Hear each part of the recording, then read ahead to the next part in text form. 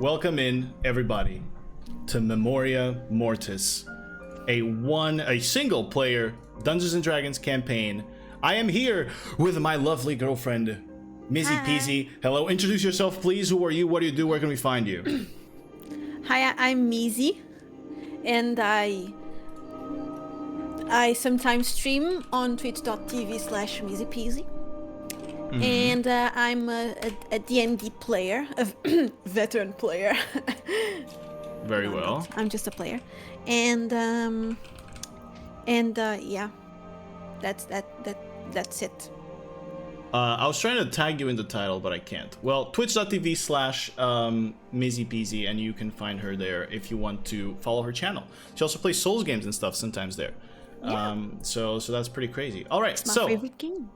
Before we get into the game proper, there's a few things that I would like to say. For the people that are watching on YouTube, because yes, this is going to be up on YouTube after we finish the session, I would like to remind you that these sessions are live and they are going to happen on Wednesdays at 9 p.m. GMT+1 or 10 p.m. CEST or 4 p.m. ET. So we're going to be playing this every single week, unless there's something, you know, we need a break or something and we need to rest, but there won't be scheduled breaks for these sessions. We're just gonna keep on playing until the goal, until the objective is reached.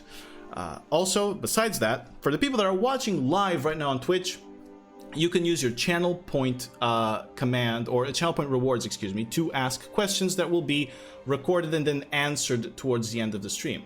Yes, this being tailored for new players and people that want to learn about Dungeons & Dragons, we are going to do Q&As after every session so that we can answer all of your questions, whether they be about the story, whether they be about mechanics, whether they be about characters, about being a player, about being a dungeon master, whatever it is you guys want, we will always answer those questions towards the end of the session. So make sure you use those channel point rewards. Finally, we do have another D&D campaign running right now where Mizzy is also playing. That campaign being Requiem, which you can find on our YouTube channel. Sessions are also live here on this Twitch channel on Saturdays at 9 p.m. GMT+1, 10 p.m. Central European Summertime, and 4 p.m. ET. There we go. That's it. Also, one more thing, I know there's a lot of things, but for the people watching live right now, tomorrow, Thursday, both Mizzy and I are going to be streaming Baldur's Gate 3, which is finally releasing tomorrow. It's D&D, the video game, so we're pretty excited to be playing, and we're going to be doing kind of a roleplay playthrough. So if you enjoyed that, tune in tomorrow, and it'll be pretty cool. All right, chat is already doing weird things with emotes. Anyway, those are all the announcements. We don't have no fancy intros for this one. We don't have none of that. We're going to just dive straight into the game. So, honey, are you ready? I am ready. You are ready. Ready. You think you are, but you really are not. All right, But here we go.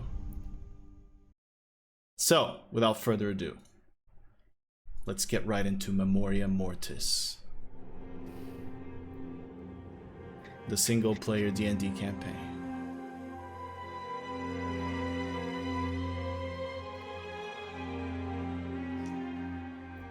Quick second, folks. I'm not nervous, you are. All right. Are you ready? Yes. Something explodes to your left. You feel the ground shake and look down at your own feet, trying to find balance.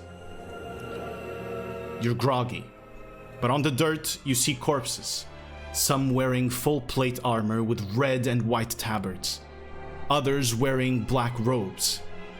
Your ears ring from the blast until finally the sounds of battle take over. Shields meeting swords, screams, fire, blood, all slowly coming back to you as you try to focus only on your breath and look ahead.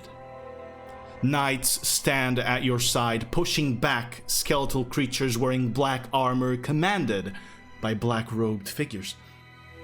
The knight's swords swing and bones crumble to the ground, each piece of that armor scattered across.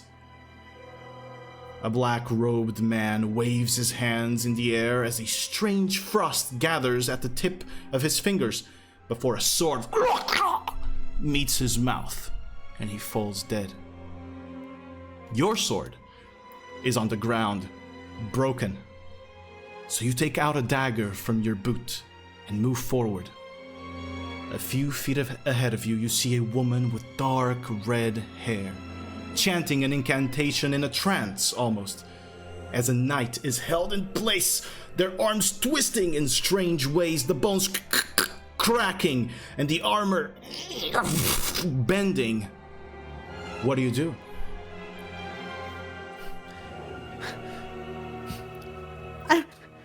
Stop! What are you doing? The voice doesn't come out of you. The sounds of battle kind of cloud the entire region and they fill in your ears and you can't hear yourself. You only see your dagger and you only see the man as he's crumbling to the ground. Do I know the man? No, you've never seen the man before. I mean, he looks like a knight fighting on your side. You know he's a friend. Does the woman seem evil? Does the woman seem evil? Is she enjoying it? She is enjoying it, yes. Okay, I'll grab the knife and I'll right in her face. All right, go ahead and roll a d20, but only the d20, okay? Okay. 14. Forgot to change something. All right, 14.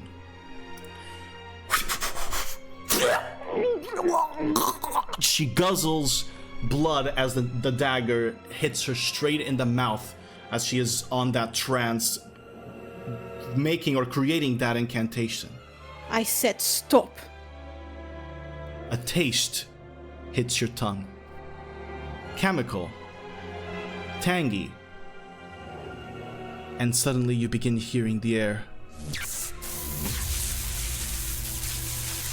You roll out of the way just as you hear that zap and crack of a lightning bolt crossing the battlefield and arcing through the metal armor of dozens of knights, all of them yelling out in pain and falling to their death.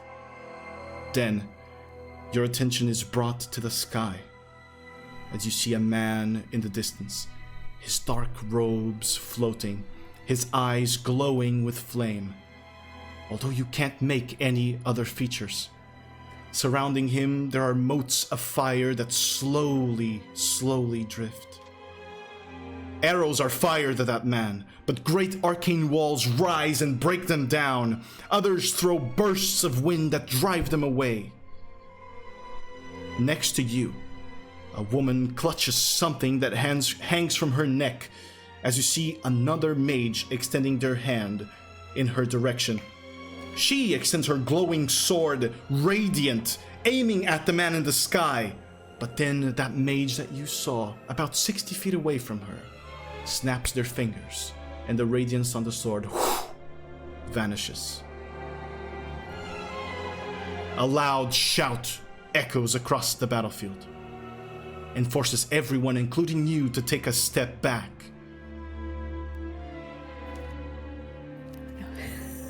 As you look up, the small motes of fire disappear, one by one, and behind the man, from the blue skies above, piercing through the small wisps of cloud, gargantuan, flaming meteors race down into the battlefield. Everyone runs back, some jump onto the ground and cover their heads, and then the first one hits, and the ground shakes, and then a second one. You hear a raging fire behind you, and the floor beneath your feet bends and throws you forward. Heat strikes your back and pushes you out, and you fall on the ground, spinning and spinning and spinning until the blue sky changes and is replaced by a starry night sky, framed by gently swaying trees.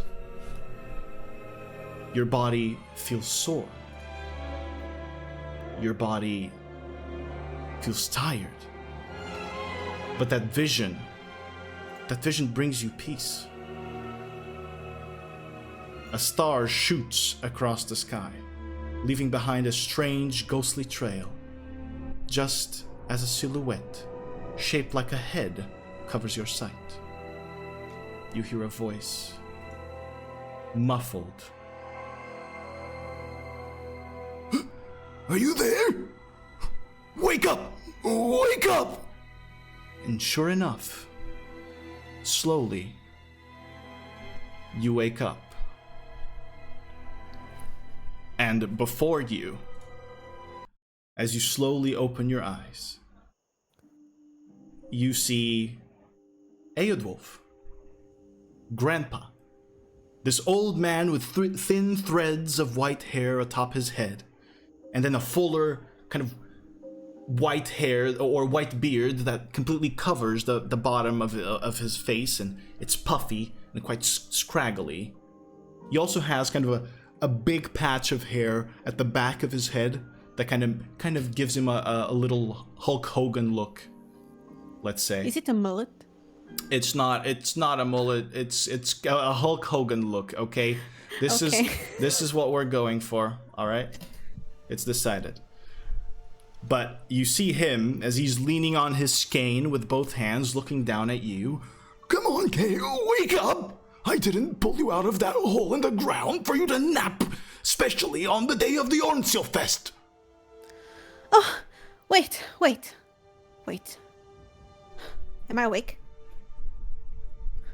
You damn well are awake. Oh, I had the weirdest dream, Grandpa.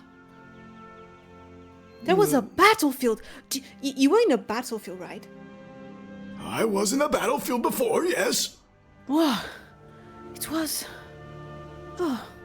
There was a lady killing a guy. Oh my... Wait. Back in my day, we guys would kill for a lady. Okay, it's fine. It's over now. But are you all right, Gael? You seem quite shaken from your dream. Am I in one piece? You appear to be in one piece, yes. And, well, although a little bit blurry, you appear to be in one piece. Your camera's blurry, Oh, honey. sorry.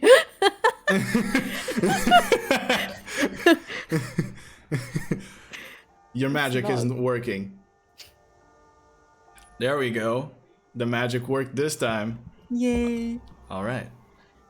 But you are in one piece. And as you kind of look around the rolling green hills and small patches of darker green forest spread across that expanse, you see that it is quite deep into the afternoon. There's still plenty of light, as it is the summer. But, you know, it's probably getting a little bit late. And you know that it was around this time that Lord Ivan Leomhann would be arriving in Ornsjelfest for the festivities. Ornsjelfest obviously being the village where you live with your grandpa. He's supposed to be the Lord Knight who holds command over some fort in the front lines. People say he's quite important. But as you get up from your nap on kind of the grass next to your house, if you could please describe your character, Mizzy. Okay. So, my character, Gael, she is a human with dark red hair. Since she works on the farm, she's always with a high ponytail, a very messy ponytail, because, well, she doesn't care about her hair, because she's always working here and there. That rhymed. She... okay, after besides that, besides her face and her hair, she wears... I don't remember what she wears. Okay, she wears a white blouse. She wears a white blouse and a robe, not a cloak, a green cloak with leggings, and some sheep boots. She wears the cloak because, well, even though she is a very nice girl, she's always helping the people on Ornsjelfest. She knows everything about them. She loves them and she protects them. However, her and their gramps do not have enough money to survive. Well, they can survive, but well, they don't have enough money to eat every day. So once in a while, there's a traveling merchant coming by through Sorenshire. So I steal only the people that I don't like or that I don't know. All right, so that makes you a rogue. A rogue. A level 1 rogue is what we're starting with today, folks. All right, so you get up and your grandpa says, Come on, you're gonna miss the entire Ornsjelfest. Your friends are waiting for you. I'm going. And I get up and I go. You go. All right, so the Ornsjelfest is, a festival that happens yearly here in Sorenshire. It is used to celebrate the hero after who the village is named. Soren Ornsjel is the name of that hero, who once, in a long time ago, in one of the first invasions from the Soul Empire here to the kingdom of Herskellen, he defended this position, or this village, and fought a great battle that is said... It is said that he fought it on his own, and he managed to defeat hundreds of enemies on his own and back them away. Of course, people tend to add a little bit to every story. But you grab your things, you exit the house through the old wooden fence, and off into the dirt road. You can already see the good town of Sorenshire, its old houses made out of wood, wattle, and daub, with triangular roofs and dormers. Smoke slowly drifts away from chimneys, and the sound of music can already be heard this far out near the farmlands. As you move through along the road, other farm folk make their way into town. Some are carrying carts with tomatoes and cucumbers and other vegetables. You obviously had already dropped off the spinach and arugula that both you and Eodulf grow in your garden, so that you're free to enjoy the fest and don't have to worry about any type of job or farm activity, let's say. Gael is just like, good morning, afternoon, good morning, afternoon. Everyone waves back at you and already knows that you're a little bit wacky in the head, so they continue on slowly with their donkeys and their bulls and beasts of burden pulling their carts. But eventually, you, my lady, are hit by a meteor. Are not hit by a meteor. You arrive in town. And finally, the music, which is now louder, can be heard coming from the town square. On the streets, you see wooden swords and shields hanging on doors, scarecrows sporting soldier helmets and chainmail, and people carrying mugs of ale, pastries, and just generally having a good time. Suddenly, you feel someone tackle you and try to hold you down, messing up your hair a little bit more before letting go. You see a half-elven girl. Light brown hair, shaved, kind of shaved on the side, on the left side. She has like this very thick and strong legs and a surprisingly thin waist. She has bright green eyes with these blue streaks across them and is wearing leather boots, a green leather vest, and just the most practical things. It is your friend, Rosamund Warwick, who you know has Rosie. And as she tackles you and messes up your hair, she goes, "Finally you decide to show up? Where the hell have you been? You've missed Grimshaw humiliating Hugo in public already." I'm sorry. I had the weirdest dream, and well, I just overslept, I guess. You overslept because you were dreaming. Well, I couldn't wake myself up, couldn't I? Well, that would be a useful skill to have, don't you think, Gael? Can you teach me then? Because I don't know how to do it. Sure, I'm sure I could teach you, but whatever. That big lord is almost arriving in town, and we gotta meet up with the others. I bet Oswald's stuffing his face with pie already. That guy eats as much as my 2 cows. Shall we? Yeah, sure. Yeah, let's go. Why are you staring at me like that? I'm still thinking about the dream. Right, you can tell me on the way. Okay, I will tell you. All right. So you both walk into town square, and at the center, there's a stage where the bards are singing and playing, and the crowd is dancing joyfully around. There are stands selling pastries, ale, wooden swords, shields, and armor.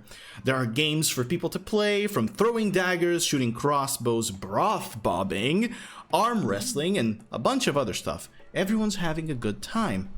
But from halfway across the town square, you can already see Felton face-palming above the crowd. He's taller than most, but very thin and bony. You see his oily blonde hair and a look of disappointment as he looks down. Rosie kind of goes, "Oi, Felton!" and waves at him. He looks up at you and begins dragging something through the crowd. And eventually, as he breaks through the crowd, you see him dragging his brother by the scruff. You see a shorter individual with the same blonde hair, but in a bowl cut. He's way shorter than Felton, but he's very muscular and with a much rounder and friendlier face, which is currently smeared with pie filling. Jesus. They both approach you. Not feeling. The pie doesn't feel. Felton goes, "Finally you're here. I've been stuck controlling this ravenous beast by myself for too long." And Oswald goes, "Hi Gael, hi Rosie, you should try this pie, it's pretty good." I'm sorry, it's my fault. It's all my fault. I'm sorry. Why are you here so late? I thought we were supposed to meet at least an hour ago, Gael. I will explain to you everything, but right now I just need a nail and just have some fun. All right, fair enough. And Oswald goes, "Oh, do you want some pie with that ale? It's pretty good, the pie." Sure, yeah. All right, I'll go get more pie. And he kind of, oh, my camera. And he runs off.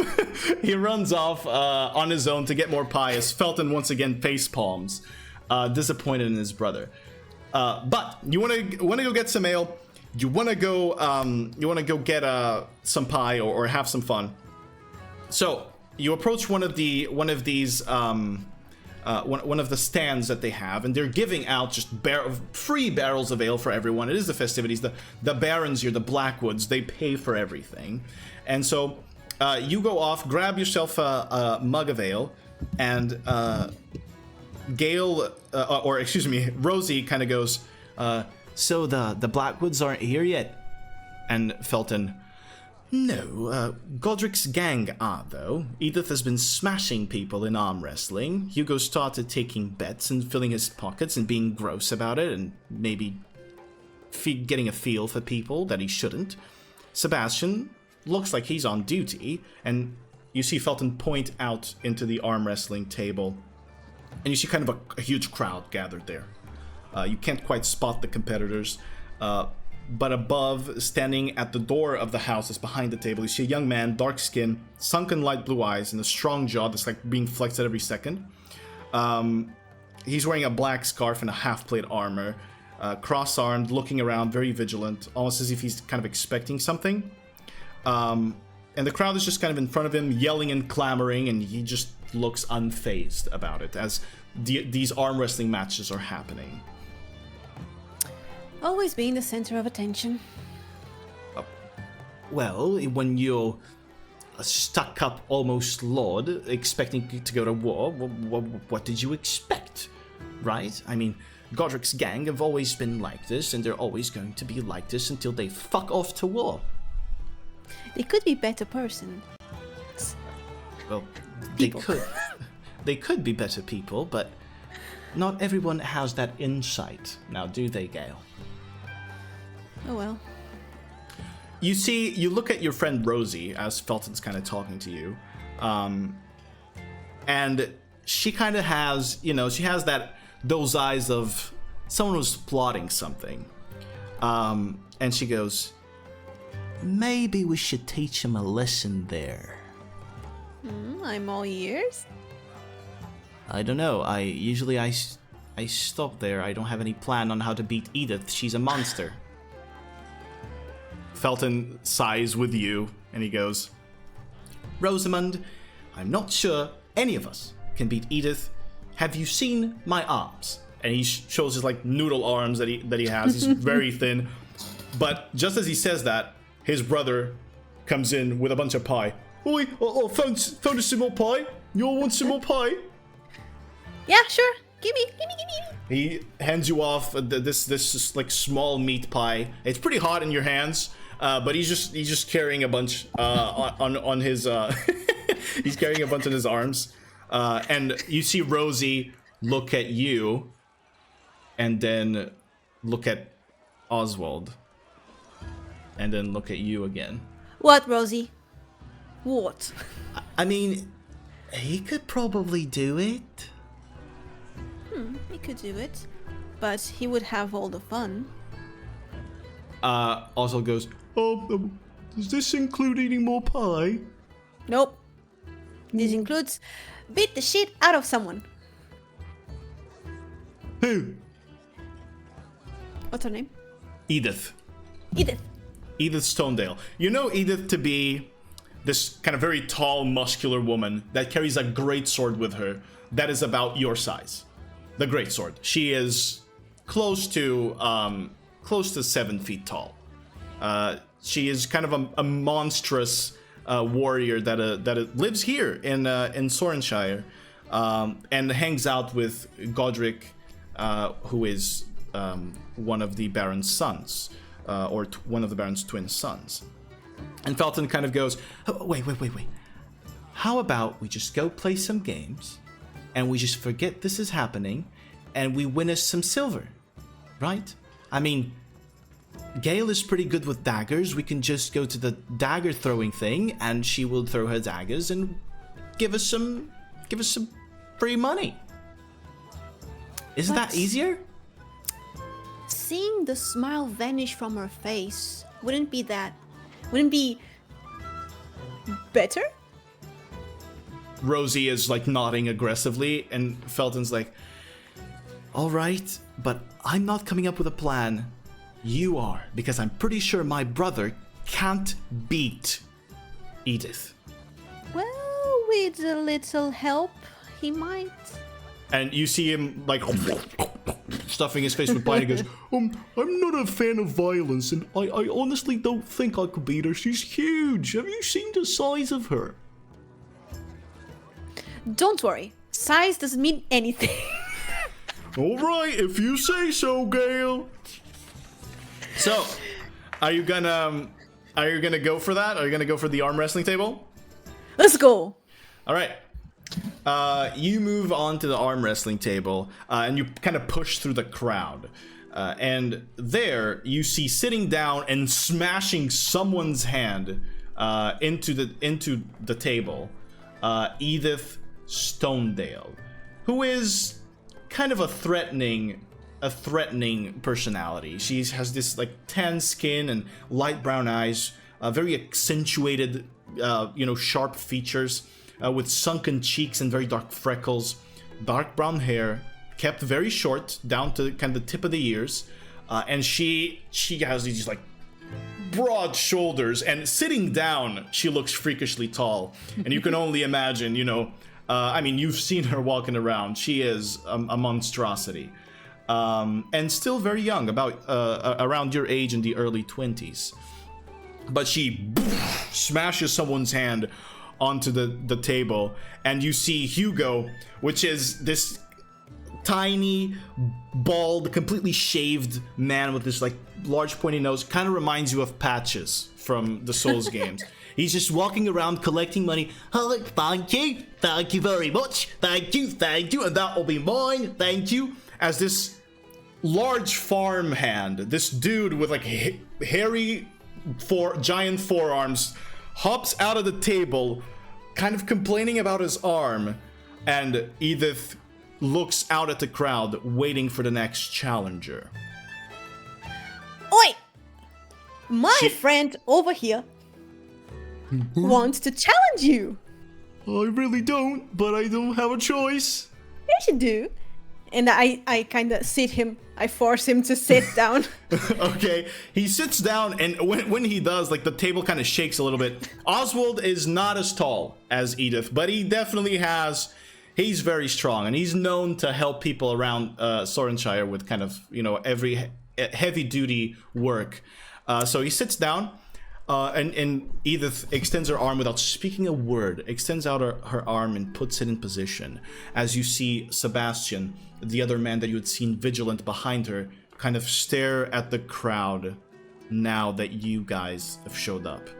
I'm going to whisper to my friend, saying, "You got this. You are the strongest person here." All right, let's do the first roll of the day to see how well you convince him of his strength. You might help him in the fight. Roll a persuasion check for me. And we'll explain what a persuasion check is for anybody that wants to know. 13. 13. So what Gael just did was a skill check. Persuasion check is used to persuade someone to try to convince them of something. So she rolls a d20, adds her modifier for that specific skill, and then we will see the result. So as you whisper that into Ozzy's ear, you see his eyes kind of widen, and he cleans the pie off his mouth. All right. Can I get more pie if I beat her? Of course, you can have all the pie you want. All right. And he smacks his arm on the table, and Edith's arm is kind of taller than his, so she has to kind of pull the elbow back a little bit, but they clasp on and are ready to begin. As you hear Hugo, "All right, take your bets. Who wants some bets? Take your bets right over here. Oh, that'll be two silver. All right." And he's collecting money into his little bag that he's carrying there. While that is happening, I Yeah. try to go behind her. You want to go behind Edith? Yeah. All right, so behind Edith, there are like 3 or 4 people, right? And there is the other guy who's watching, Sebastian. He knows who you are. All right, so you squeeze through the crowd and move behind Edith, and Sebastian kind of clocks your movement, but as you look at your friends, you see Rosie kind of wink at you and disappear in the crowd. That bitch. And then you also see Felton kind of see her disappear in the crowd and facepalm again. You see that Felton's almost developed a tan in his head where the mark of his hand is from facepalming so much this summer. But nonetheless, the thing is beginning. So we're gonna have contested athletics checks from contested athletics checks from Oswald and Edith, which I'm controlling both of them. So let's see how they do. I'm gonna roll the Yasha dice for our buddy Oswald, and we'll see what happens. So first round. All right. So on the this first moment, as soon as they clasp and all the bets are collected, you see Edith move the arm very close to almost touching the table as Ozzy goes, "Oh man, I'm gonna really need some pie after this." And he's trying to pull it, but Edith has him under control, and you see this kind of killer look into Ozzy. Are you doing anything? Yeah, I'm going to try to scream, "Go Oswald!" but right in her ear. So you're trying to spook her. Yeah. Okay, I'm gonna say roll performance or intimidation for me. Okay. Whichever one you prefer. Let me see the performance. And while that happens... No, it's the same. Okay. Natural 20! Natural 20. Okay. So 22. All right. So, a 22. I'm gonna switch up the music a little bit here. As you yell out to her, you see her lower her head, and in that moment, Oswald pulls it back up, and as soon as that happens, you hear the movement of armor behind you, and look back, and you see Sebastian is moving towards you, but then you hear, Oi, Sebastian! I haven't seen you in such a long time! And Rosie kind of tackles into him and tries to distract him as the match is continuing. As she had clocked before that Sebastian was going to try and interfere with what you were doing. So, next check, they're at the middle. Let's see. Oh! Ozzy! Ozzy! All right, and he's looking at you. You better get me some good boy. And his veins are like popping out of his neck. Do you tell him anything?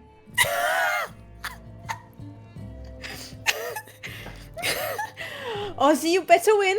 I'll show you a boob.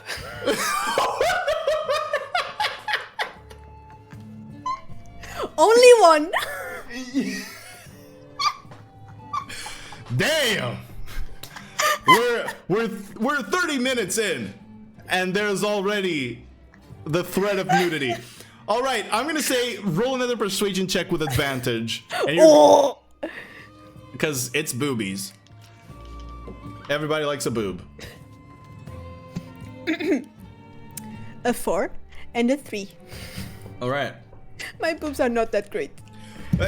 He goes, He's gay. Oh, I really just like some pie. And he's trying to pull her down. So, next roll, let's see. Edith pulls it back up to the center. And you see she's starting to sweat. She hasn't sweat with anyone here, but Oswald is very strong, although he doesn't appear to be. You see now that Oswald's belly is trembling, and so since it's kind of pushed against the table is starting to tremble as well, and lift up a little bit from his belly. But anyway, another round's gonna happen. Are you doing anything?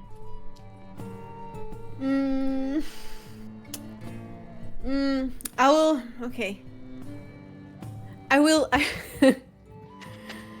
will simulate something falling from me, and when I'm falling, I'll try to tickle her. Oh man. Okay. All right. So she can't see you. So I'm gonna say you can roll. I'm gonna need 2 rolls from you. Actually, who would be at this point? Let me see if Sebastian's watching at this point. He's not. With a 4, he's not. So I'm gonna try to tickle her. Roll sleight of hand for me with advantage. Ooh. So many rolls already happening. Oh my god. Sleight of hand. Yeah. Ooh. Oh my god. I suck. 12. A 12. So rolling with advantage, for all of those that don't know, means that you roll 2 dice and you pick the highest value. All right, with a 13, that's gonna cause a roll on my end. All right. So you fall down, you tickle her, and sadly, she doesn't budge. She's not ticklish at all. You just you get her in the armpit, but she's unmoving and just trying to beat Oswald. So next round, and Oswald's getting pretty tired. But Let's go! And he's beating her. He's very close to beating her. She rolled really low. But he still hasn't done it. You get 1 more time to try to help. You see the crowd starting to gather really close, clamoring and happy about what's happening right now. They're clapping about. They're jumping and jumping and jumping. Woo! Go Rosie!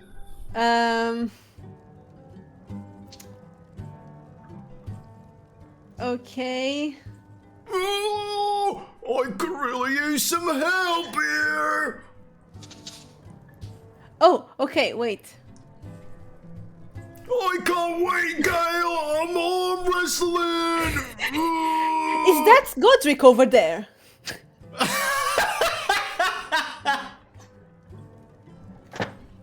Man, roll a deception check with disadvantage.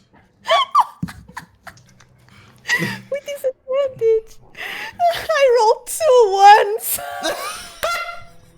So, you say that, and absolutely no one in the crowd, or Edith, anyone believes you.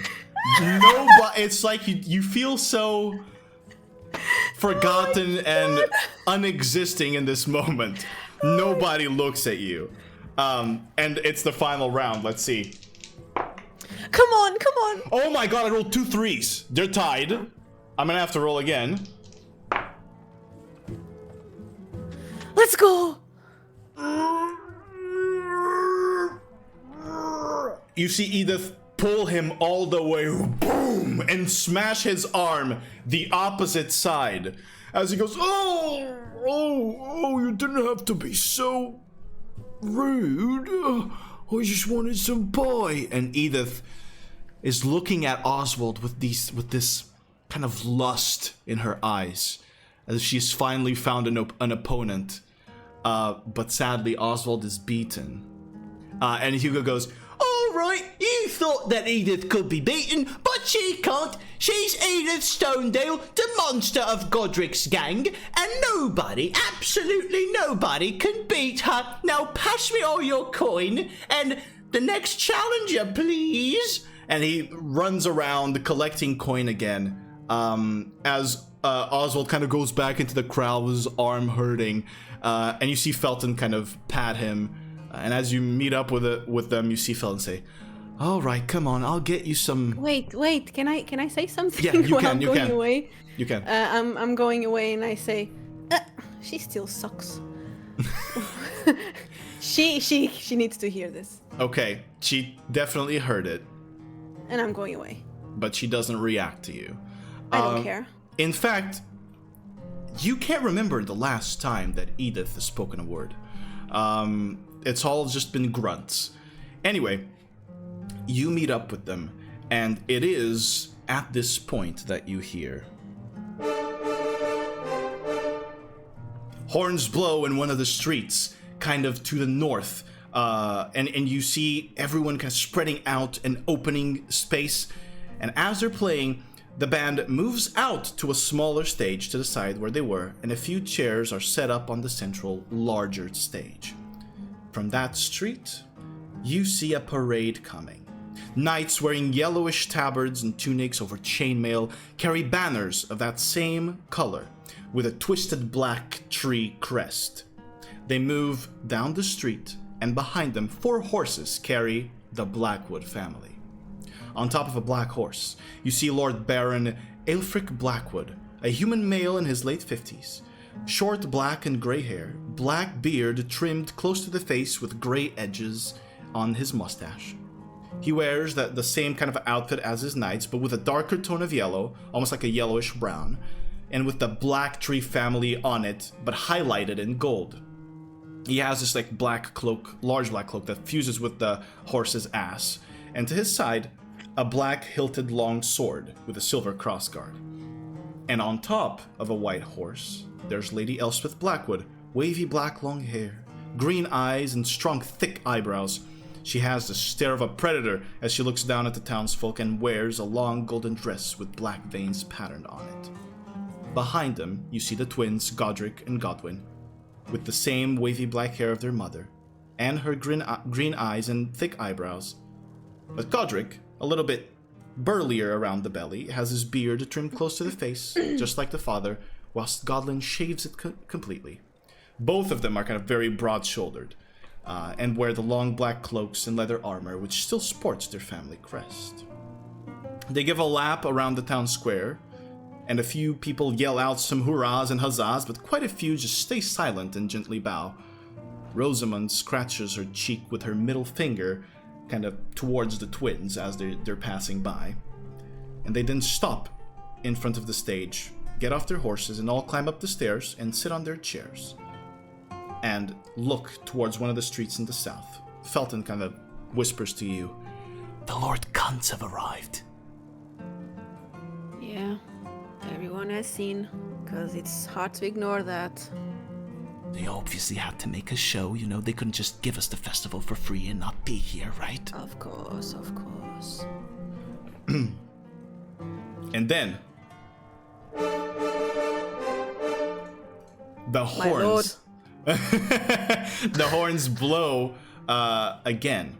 And this time they come from the southern streets, and you see soldiers wearing full plate, carrying red banners with an embroidered outline of a white shield with a white flame at the center.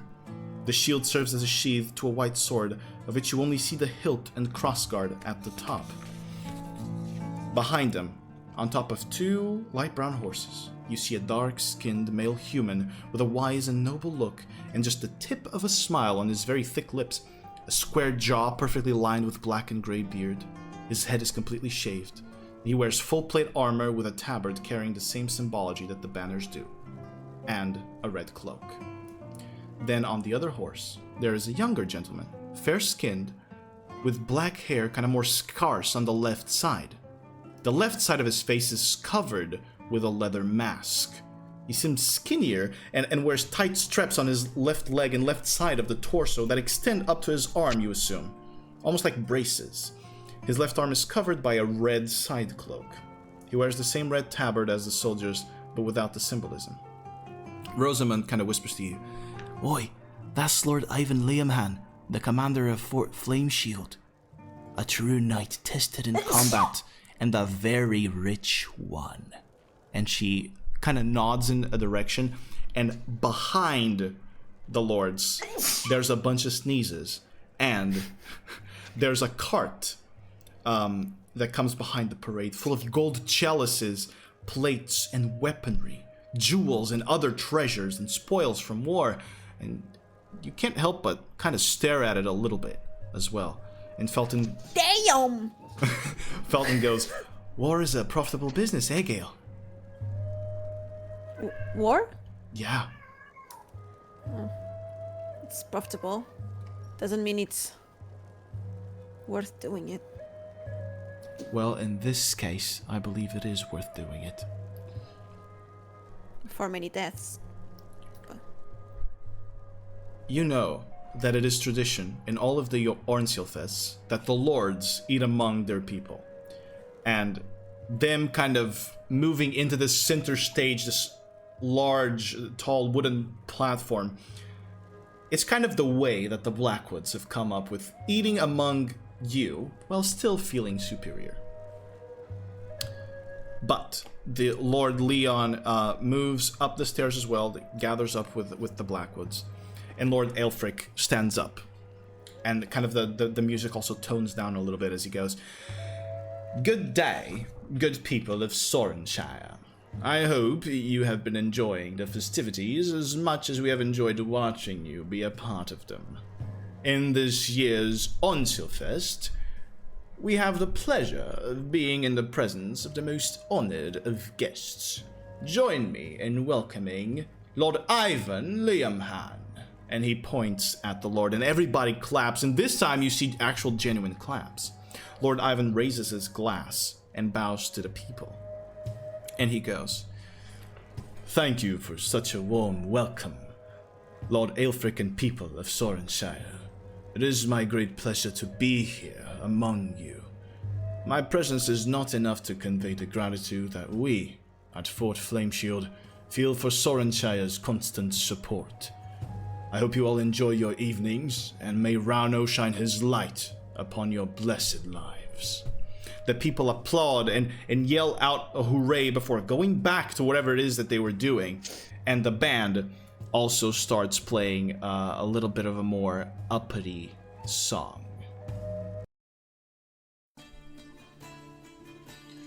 All right. At this moment, Felton kind of just goes to you, "Aelfric is just such a suck-up." I liked him. Aelfric's the Baron. You like the Baron? No. Gay, what's wrong with you? You've been I weird don't since like the him. dream. I'm a little bit dizzy still. I'm sorry. What happened exactly? Well, there was a dream. I dreamt for a long time about war. You dreamt of war. With goddesses and people flying and a woman trying to kill a man. Well, A dark red woman just like me. No, You mean hair. with dark red hair, right? 'Cause I'm looking at you right now, Gail, and you don't look a teensiest bit dark red to me. There's a little bit of bright red on your cheeks. Might be Gail. Hair. All right. That's strange. I've never heard of anything like that. But she was using she was using magic, and I can't do that. So Magic. yeah, she was bending his armor. Well, certainly you've been having some weird dreams, Gail.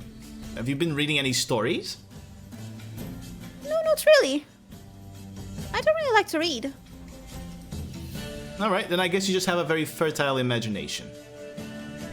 I guess it's the sheep poop.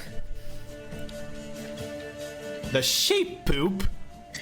They give me some hallucinations. You've been getting high on sheep poop? Have you tried it? No, I've not. Most certainly, I've not tried to get high on sheep poop, and I'm now thinking why you've been doing that. Sheep shit? The days are very long, and sometimes I have nothing to do, so So you get high on sheep shit? I try some stuff. It's not only sheep poop. What is it then? Cow poop? Mushrooms. Mushrooms? Here? I get them from merchants. The dealers. Rosie kind of moves close. I want to have what you're having, Gail. As you speak in this strange language. Sorry. She goes, "Oh, are you speaking Elvish?"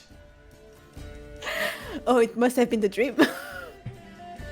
All right. Anyway, my mother, she's found some of those mushrooms around here, so I'm quite sure that they're not supposed to give you hallucinations, though. Oh, but if you mix them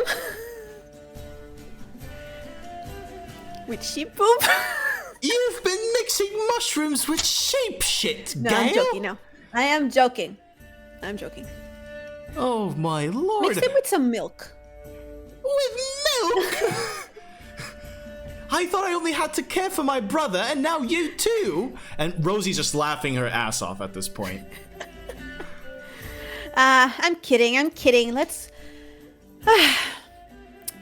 greet the boys. Felton's legitimately just staring at you.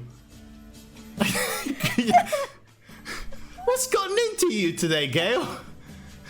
I've told you. You just... I'm not okay. You want to just go play some games, maybe? Sure. All right, so you have a few games available for you here. You have the arm wrestling that you can go back to and see if Edith is no longer there. You have sausage bobbing, which is sinking your head inside a bowl of broth, and you have to try to grab a sausage out of the bowl, and it's kind of floating beneath. And you have the throwing dagger or shooting a bow into a target or shooting an arrow into a target if you want. Oh, I want that one. You want to go to that one? All right.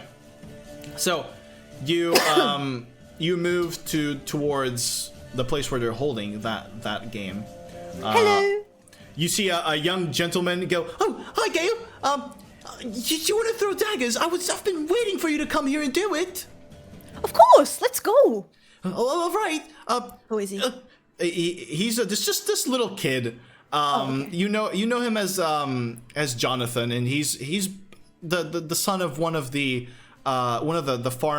farms people that live farther outside of the village, kind of towards your direction. So that's where you know him from, because he's kind of always playing around the outskirts. Okay. And he's kind of taking over this while his father, you see, is drinking ale, kind of a little bit towards the middle of the town square. He grabs a dagger and he gives it to you. All right, so this is gonna be 1 silver entry, right? And you see there are 3 targets. There's the close target. There's a target at a mid distance, and then there's one that's really far away. And he points at, a target that's like relatively far away from you, about 20 feet of you away from you. And he goes, whoever gets the center of the closest target, they get a wonderful piece of bread. Whoever gets the one and the second farthest, you get a pie, a beautiful pumpkin pie that my mom made. And you see Oswald, who's been walking with you, drooling already a little bit. But whoever gets the farthest target, they get a prize money. Ooh. All right. So which one are you going for? First of all, Rosie, Oh, yeah. can you pay for this one? All right. Come on. All right. She gives him a silver. I'll go for the farthest one. All right, farthest one first. Go ahead and make an attack roll with your dagger. 16. A 16. It stops just above the center. Shit.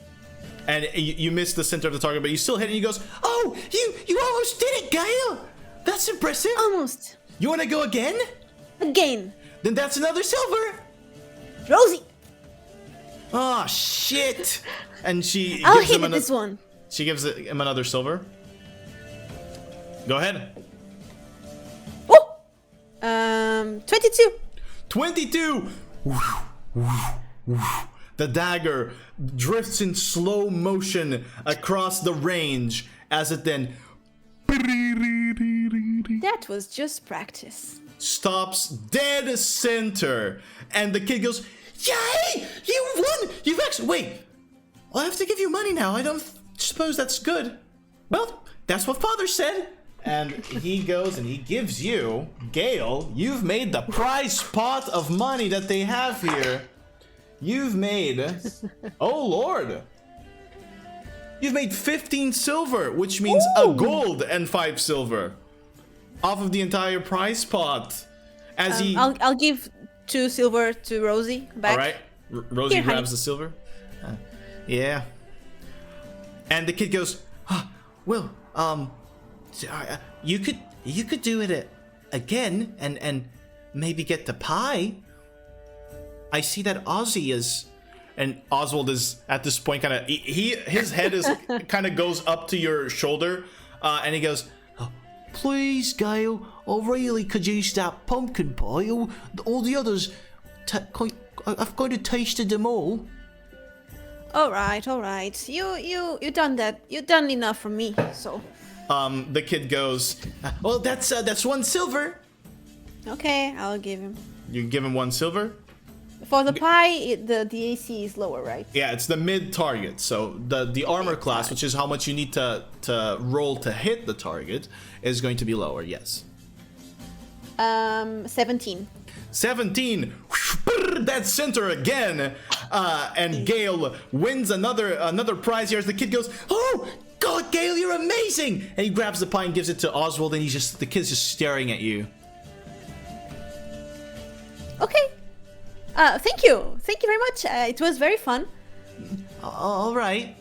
And he's now looking to the side, and you see him blush a little bit. Do you want some money?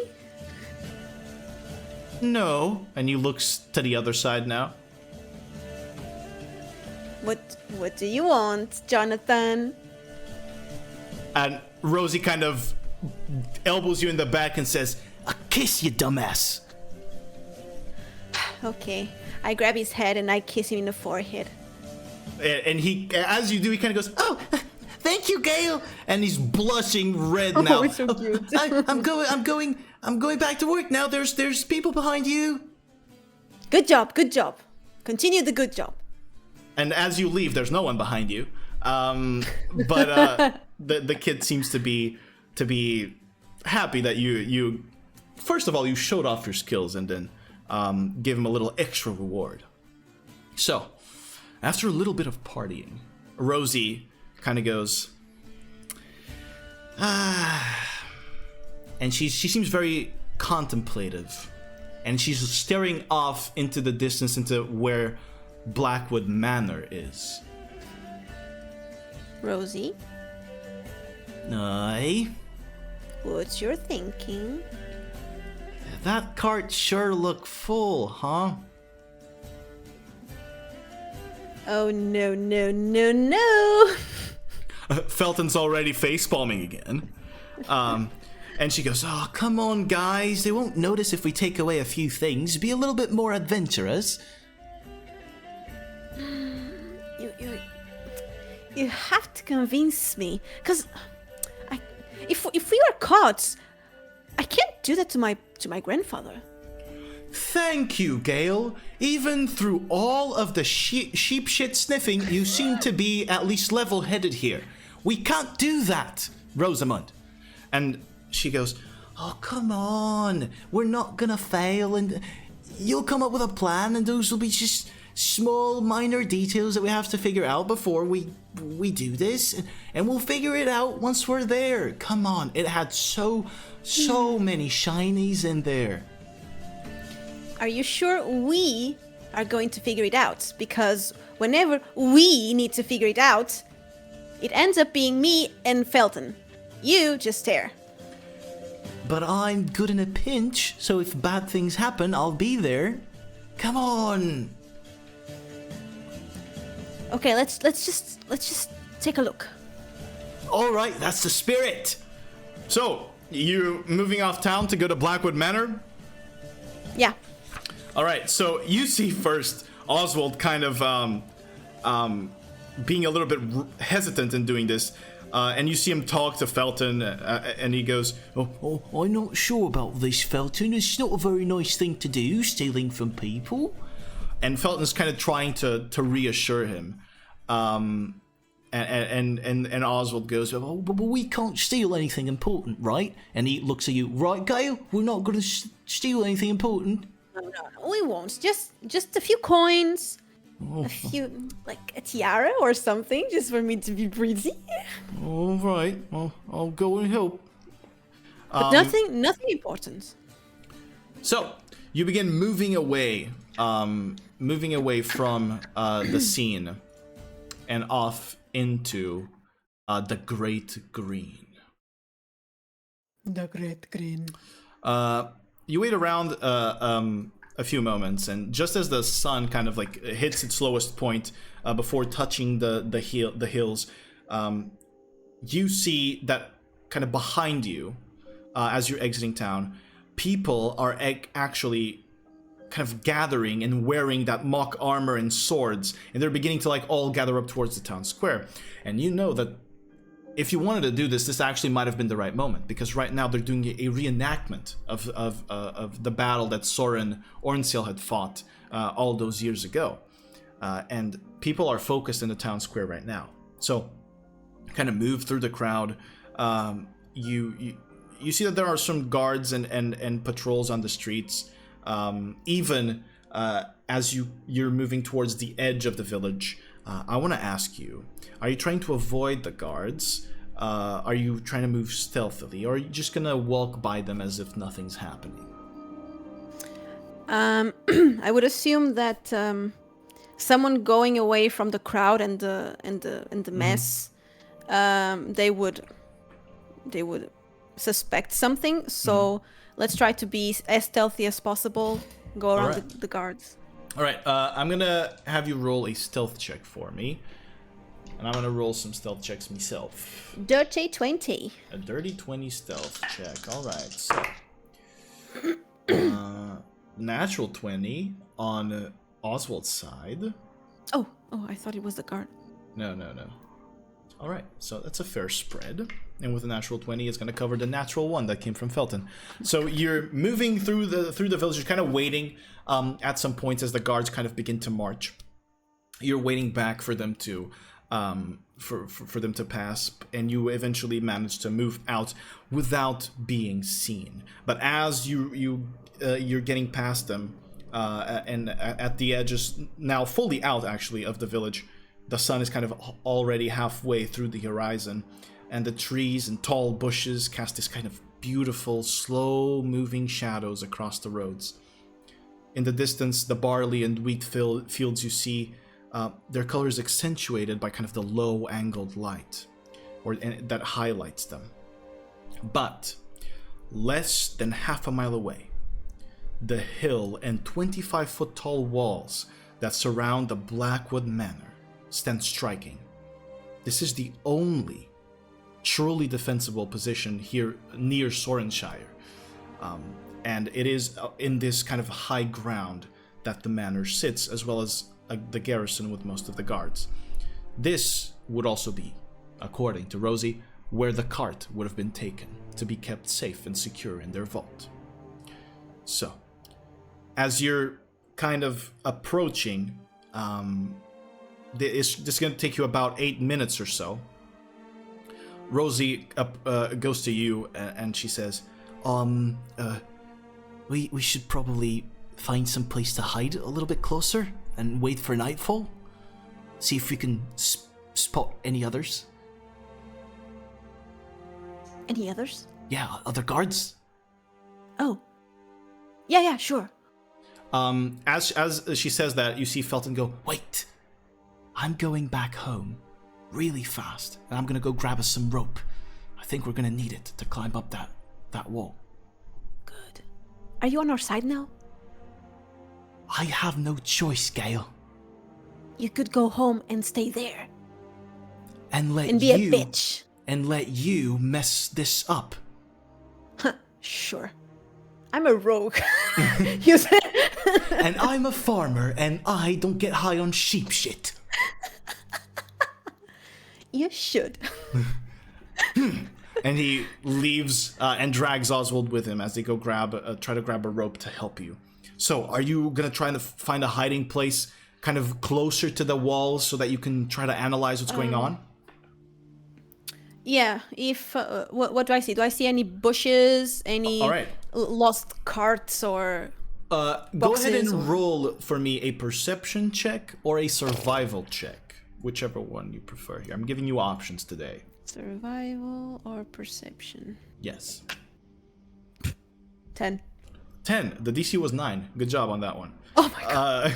You find that kind of a few hundred feet away from the wall, there's this thicker section of brush and tall grass that is also covered by trees. You can probably hide in that region, but it is still going to require from you a stealth check, from you and Rosie. Okay. You're choosing that? This is closer. Yeah, You're confident? I'm confident with my stealth. All right. I'm a rogue, you know. Go ahead and roll. Go ahead and roll stealth check for me. 11. 11. All right. So, for the people that might have been joining in right now, since this is dedicated to all you newbies, what she just did was another skill check. So she rolls a d20, adds her stealth modifier, which depends on her stats, and then gives me a value. I evaluate this value, compare it to a value that I have in mind, and then I deem if she succeeds or not. And right now, we will wait and see to see if she succeeded or not. You After the break. You move through the brush with Just like Dr. Phil. with Rosie, with Rosie behind you, and she is incredibly fast and kind of she moves really stealthily as well. She's very nimble. She's fast? I don't know why I said it like that. She's fast. I don't know why I said it like that. I don't know. I'm just yeah. She's very fast. She's very fast. She's fast. Anyway, so you hide in there and you wait and you see kind of the sun is just about to fade, like the last rays of sun are hitting after you wait for a little while, and you see kind of walking from tall patch of grass to tall patch of grass, you see, you know, tall patch of grass to tall patch of grass. You see the little kind of bony head of Felton kind of popping in and out, trying to move, you know, as stealthy as he can. And Rosie goes, you got a signal to them that we're here. Me? Yeah, you. What? They're not gonna hear you like that. You need to make something that they could see. Oh, see? No, B. Yes, C. Come on, Gael. You gotta get off of that sheep shit. Okay, I get up. And I say,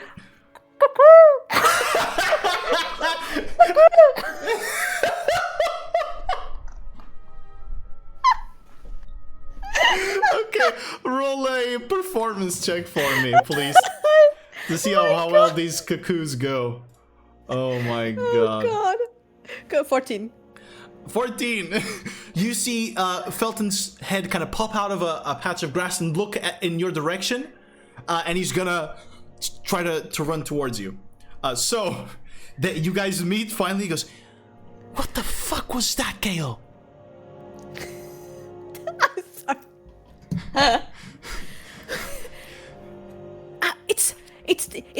It's the usual sound for someone who's stealthing.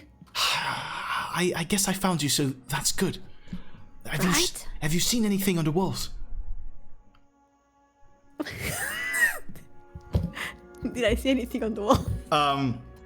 Actually, no. From the kind of the tree brush canopies, actually, they cover your vision of the wall. So you would have to step out a little bit, if you're confident, to try and take a look at what's up on the walls. Shit. Okay. I'll try to put the whole of my body inside and only the head. Okay, so you're in this kind of patch of trees, these kind of tall fruit trees, maybe an oak to your left, and a section of like thicker brush. And you move on through, and you try to stick your head out. Go ahead and roll a perception check for me. Perception. Ooh! 21. Jesus fuck! You got the eyes of a hawk. Everything. All right, so you look up at the walls and you see kind of there's rocky terrain on up this hill, right? It's not just a smooth hill; it's jagged. It has a little bit of a more rocky aspect to it. Rocky ass. No, not rocky ass. Anyway, above it you see the kind of dark gray stone walls of Blackwood Manor. You can't quite see the manor from this angle, but you spot that there are definitely guards on the walls. You see there are less than usual because most of them would be in town, as you would assume. But by the number of torches, you see above the front wall, you see 2 torches, and from where you are, you're kind of to the left of the manor and the wall. So you can also see the left wall, and that left wall also has other 2 torches, and they seem to kind of be moving and patrolling the walls back and forth in between the watchtowers at the corners. You also notice the entrance to the castle, the gatehouse, is closed. There is a postern gate kind of hidden high actually, no. The gatehouse is closed, but you notice a postern gate hidden high on the rockier part of the hill on the left side wall, behind bushes and vines. A postern gate is a small gate that they would hide somewhere that would be difficult to reach in the walls, so that in the case of an emergency they could sneak someone out or sneak someone in. And so you see this small little gate to the left. It seems like a rough climb, but Fenton did bring his little rope. Aside from that, there are no carts kind of at the entrance at the gatehouse, and you don't, with a 21, I can tell you, climbing up the wall climbing up the wall of this manor, or the stone wall of the manor, doesn't seem like a very easy endeavor. It's smooth as it goes at the front, even though it is quite old. So the walls surrounding the manor, climbing fully atop them, could prove to be really hard. Okay, I put my head in again. Okay. Okay, so unless you guys are spiders, I don't think we can climb that. But there's a little door on our left. Yeah, the left wall. On the left wall, where they used to sneak people in. We might be able to open that. Rosie goes, that just seems like the most intelligent course of action, and she looks at Felton. Well, the left side of we're gonna have to climb that. They're still climbing. What did you say? Sorry, I didn't hear. They're still climbing? Yeah, that left door, it's a rocky hill, right? So okay. You're gonna have to climb up that kind of rockier section of the hill to reach that door, which is kind of covered with vines. It is a miracle that you even spotted it due to your 21. By going through that, do we become visible to others, or is it... Depends. We're gonna just have to find out. Yeah, we'll find out. Let's see. Okay. They know the size of the walls, right? No, yeah, without even 25 okay, feet. Okay, so if I do you are you guys do you guys trust your abilities to climb the wall, or? Felton goes, I think that your original idea of climbing through that gate might be a little bit smarter. Climbing through the rocky terrain is a lot easier than climbing smooth walls, Gael. Okay then. Was that the sheep shit again? Follow me then, if you want to live. all right. So you're gonna try to angle through the left side of of the castle, let's say. Yeah. To sneak in. All right. I'm gonna need a stealth check from you, and I'm gonna roll for them. All right. Okay, not bad. 19. 19. Okay, so you begin all moving through. Rosie, fortunately, rolled really high because Oswald was in Sucks. he was not in the double digits this time. But as he's kind of moving, Oswald is shorter, and his legs are stubbier, and he's kind of rounder by nature. And you see Rosie kind of moving him along and trying to use her expertise, her agility to move him and guide him through the best path possible. And you, with that 21, managed to kind of spot when the guards are actually walking and patrolling. And so you move when they wouldn't be stopping and looking at the place, and you manage to quickly sneak underneath. And now you are underneath that left wall, which would be the western wall. You are underneath that, and above you there's just rocky hill, so it's just stone, right? And then there's the wall, so you're gonna have to climb this rocky part to reach the gate that is on the wall. You see it kind of covered with brush and vines. It seems to be intentionally placed there, but you're still gonna have to climb that. Okay, you guys ready? I tried to jump. You're gonna try to jump? Grab the rocks. All right. I'm gonna need an athletics check from you. As you jump, Felton goes, the rope. But you already jumped, so go ahead and roll an athletics check for me. It won't be too hard in this first section. It gets harder as we go. Natural 1. And I have +0, so it's a 1. Oof. You jump up, God. And then and you drop back down. Sadly, or fortunately, we might need the rope. Fortunately, you don't make too much of a noise in this first section, and you just kind of miss and drop. And you see immediately one of the guards, just one of them goes, huh? You hear kind of a hum coming from above, but Rosie grabs you quickly and pulls you into a nearby section of the rocks where you guys have cover. And she goes, Fenton went all the way home to grab a fucking rope. It would be best if we used it. I really thought I could do this without the rope. Sorry. All right, let's do the rope now. So who's throwing the rope? The strong one.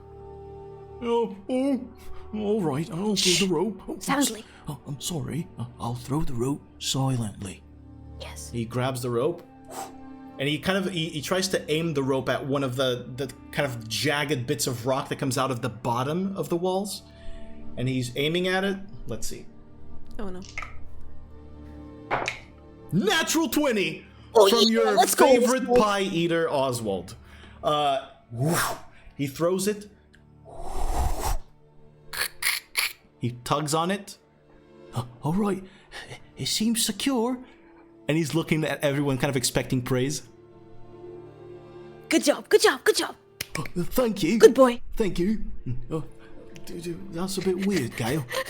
But I know you've been getting high on weird stuff. I'm nervous. I'm sorry. It's fine. All right. So now you can climb up the rope. It will help you, giving you advantage on your athletics checks and reducing the DC simultaneously. Let's go. So I'm gonna need for this first section, an athletics check at advantage, please, for me. Oh, 18.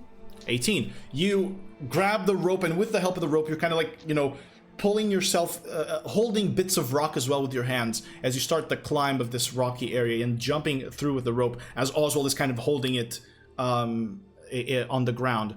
Then Rosie's going to try to climb.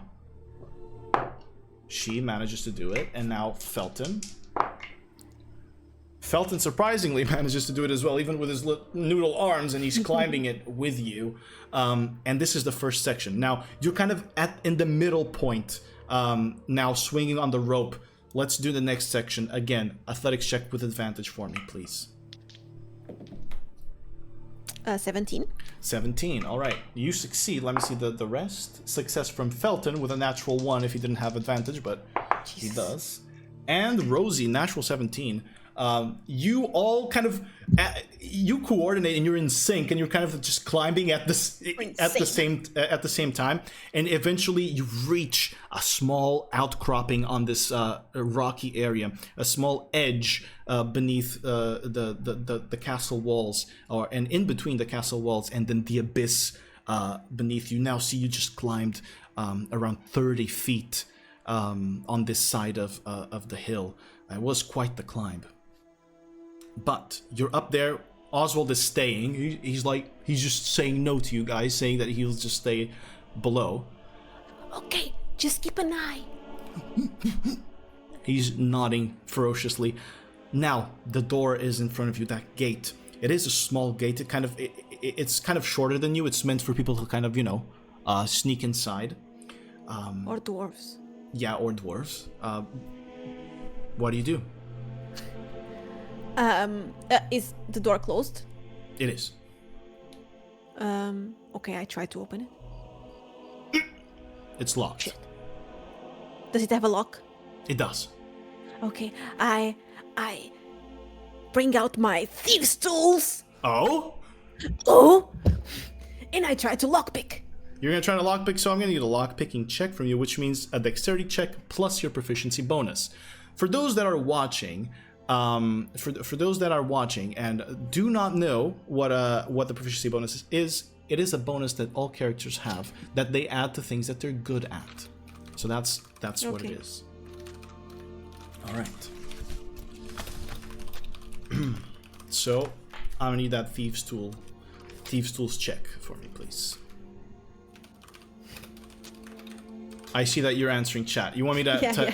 I can answer this as well. So No, it's fine. I'll stop this. We'll do a little bit of an interruption here so that we can catch up our newcomer here. And thank you very much for dropping by. So For the newcomer, Gael is currently trying to sneak into the Baron's Manor because there's been some loot that was transferred inside, and she and her friends want to get it. She's just a farmer. And they're using a moment of festivity in the city to try and sneak in and get some extra loot. All right, go ahead. Give me your Thieves' Tools check. Okay. Do you want to answer Volvo's question as well? We'll answer all of those questions at the end. Oh, okay. With the Q&A. Okay, can you repeat what is the Thieves' Tools Thieves' roll? Tools check would be a dexterity check plus your proficiency bonus. Oh, dexterity check plus proficiency. Okay. 18. Wow. You open the door. Easy enough. Actually, smoothly, you open the door. And you see immediately forward a tunnel of some sort. You can't quite see in here because it's pretty dark and you don't have dark vision. But it is pretty dark in here. It's just a tunnel. Okay. Do you guys have any kind of light? Rosie goes, not exactly, but we can just move forward and... Okay. I'm kind of afraid of the dark, but it's fine. Oh, I'll hold your hand, Gael. Thanks. Thanks. Fox. I'm not an owl! Not to now. All right, so you hold Rosie's hand and you guys begin moving. Actually, Rosie is half elven, so she actually might be able to see a little bit better. So she guides you through this tunnel. You feel a cold stone floor, and you sense a little bit of a moisture in here, and it smells a little bit weird. Like it smells old. It's not sheep shit mushrooms, no. But eventually, you hear Rosie go, "Oh, wait. I think there's a door." and you see kind of the highlight of torchlight kind of flickering as a door presents itself in front of you. Okay. I will sneakily try to open the door. All right. So you approach it, and as you do, Fenton kind of grabs you. Wait. Okay. Do you hear anyone? Do I hear anyone? Roll a perception check for me, please. Shit. I'm doing the job of what a D&D party would do with you. 15. 15. You hear movement outside. You hear the clanking of armor. But you don't hear anything kind of at that door, like just at the door. So all the movement you hear is kind of farther from you. Do I sense a pattern in the sound? Like, are they going around? No, not quite. Not right now. Not quite. Okay. I hear. What's a halalala? I hear guards, but I think they're far away. I'll just open a little bit and try to peek. All right, it's locked, so you're gonna have to Shit. unlock it again. Okay, let's unlock. Another Thieves' Tools check, dexterity check plus your proficiency bonus. 9. 9. As you're gently trying to open this lock, it seems to be a little bit more complex, and you sense the lockpick almost bending to break, and you remove it in time so you can still maintain your Thieves' Tools. But you do not manage to lockpick it. And Rosie goes, All right, let me try. Okay. Give me. Oh, here. all right, you give her the Thieves' Tools. Let's see if she can do it. Natural 20, I shit you not. Oh my god. I shit you not. I've been rolling so well. If I could only show it. It's right there. You see? It's a natural 20 right there. Yes, honey, yes. All right. I don't want chat to suspect me. She grabs it on, opens it a little bit, and she says, All right. You peek. and she gives you back the Thieves' Tools. You've got a good eye. You peek. Okay. Give me that. Okay. I will peek. All right, you peek through the door. No check needed. You see right in front of you, juicy in the middle of the courtyard, a cart full of golden goblets and cutlery and plates and golden pieces of I don't know, anything, jewelry, anything you can imagine. There's just a lot of shinies there. You can't quite process what they are. And you also see that there are guards kind of taking it and taking the goods somewhere else. Do I see any pie? You don't see any pie. Okay. I wanted to bring some to Oswald. Poor guy. You don't see any pie. So yeah, this is what you see. Okay, do I see any kind of place to go hide from place to place until we get there? Well, the courtyard is pretty open. It is very hard to go directly to it. You probably would have to go around the courtyard to the other side, hopefully not meet any guard, and then you would reach the cart. Okay, that's the stealthier way, I believe, Yeah. unless I go right in the middle. It would be. Okay. All right, so just as you're opening the door, you hear an explosion far, far away behind you, or I should say in the direction of the town. You see guards going, "Fire! There's fire in town!" And the gates are being opened. You see every guard that was holding on to gold stuff is dropping it and starting to run towards the gatehouse. Guards are starting to get on their horses even as you kind of just peeking out the door. What do you do? What? Do we go? Do we still steal? We still steal? Rosie kind of goes, "I don't know, I can't see anything from here. Get out of the way!" And she pulls you out and goes out into the courtyard. What do you do? Didn't you just listen to that? Are you still staying inside? I just want to be No, clear. I'm going outside. You're with going her. outside? All right. As you go outside and you look out in the direction of the village, you see this kind of cloud of black smoke rising up, and just above, or just through the gate that's now open, you can see the orange aura of burning flames that are now in your surrounding your city. Can I see if it's near my house? From this distance, you're gonna have to run back into town to see. You see guards are ignoring you, pushing past you, running into town.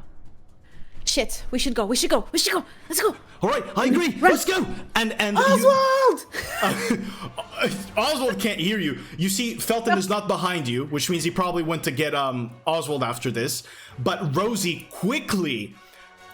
You've never seen someone do this as fast, especially for someone who's not a soldier. She grabs a horse and extends a hand to put you on top of the horse. Yeah, let's go. All right, let's go. And she starts with the horse, going with the guards. You go down the road, this time much faster. And as you approach town, you now hear screaming and war cries.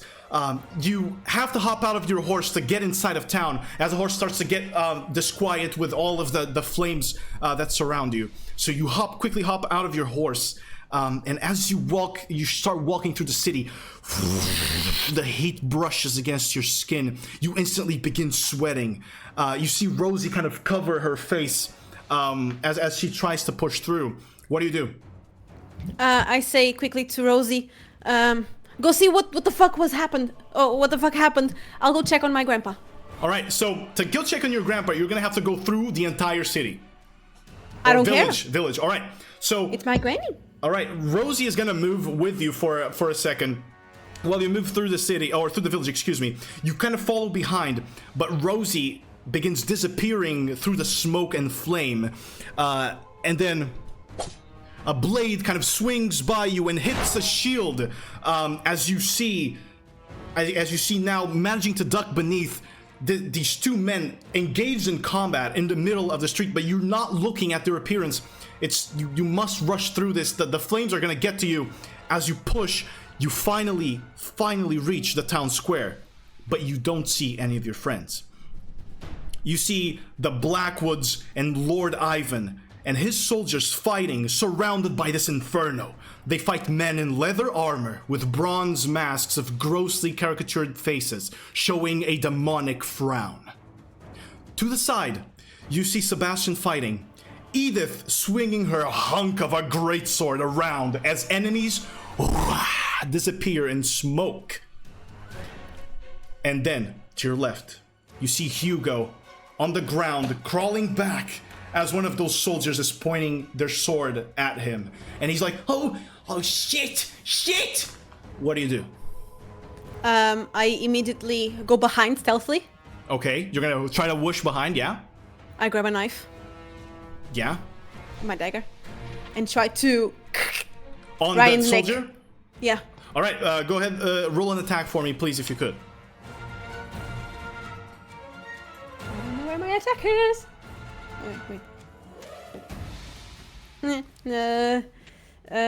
Wait. That's 21, 24. A 24. That hits. Go ahead and please roll damage for me. It's not much, but it's honest work. You're gonna get sneak attack off of this. So the 1d6, I believe, because you're level 1, wait. right? Yes. It's a 1d4. Where's my 1d4s? I don't have one. Oh, there it is. 1d4. Okay. 7. Alright. Plus- Plus? 7, 10. Alright. So you stick the dagger inside of this soldier's neck, and as you do, you hear the guzzling of blood, and it drops into the ground as you manage to kill him. Nearly's shaking. Are you okay? I'm alright! I'm alright! And he begins running the other way. Are you I grab my continuing? Okay, you grab your knife back. Are you continuing? Yeah. All right. Grandpa.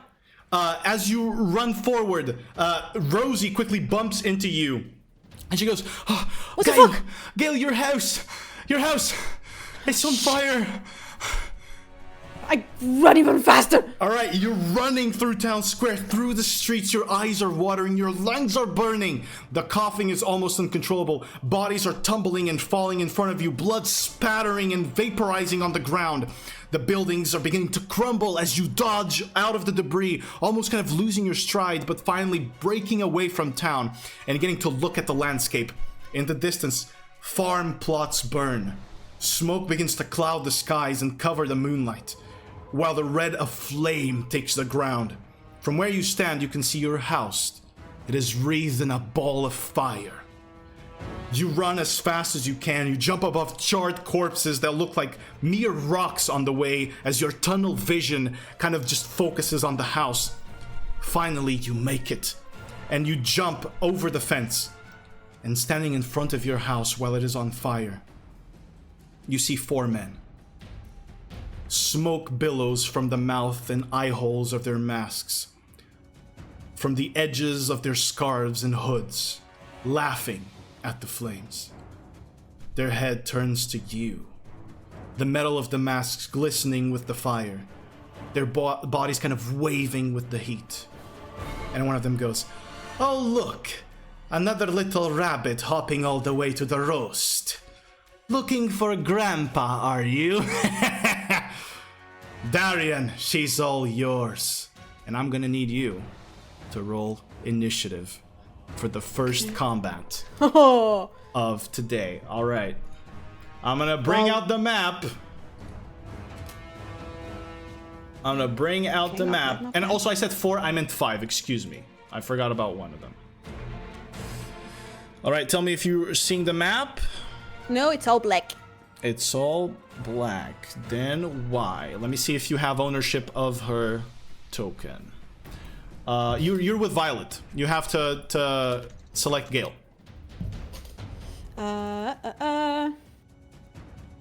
User configuration. Release character. And... Wait, she's not here. Try to refresh it. See now. I just reset it. That might be why it wasn't there.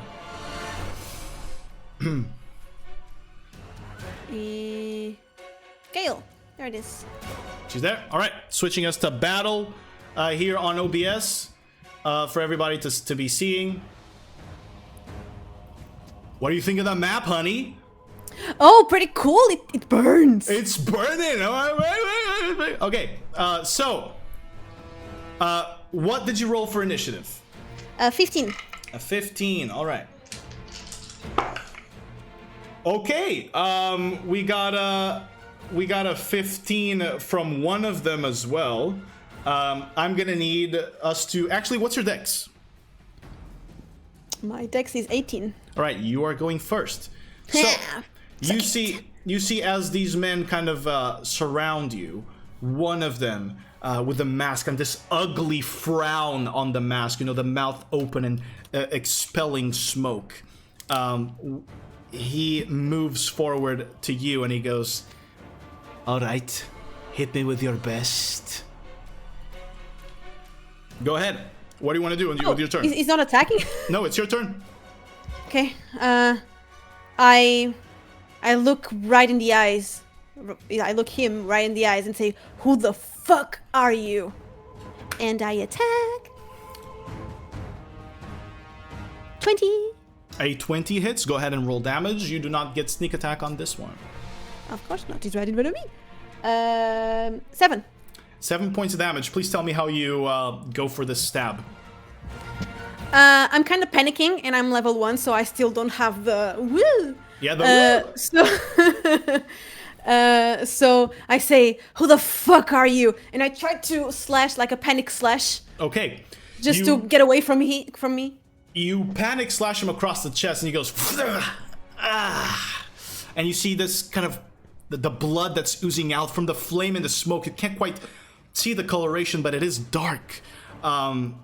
Is that what you're doing? Is that your turn?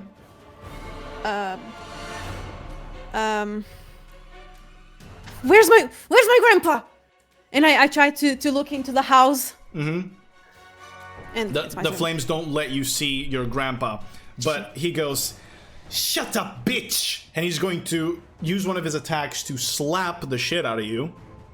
So let's see.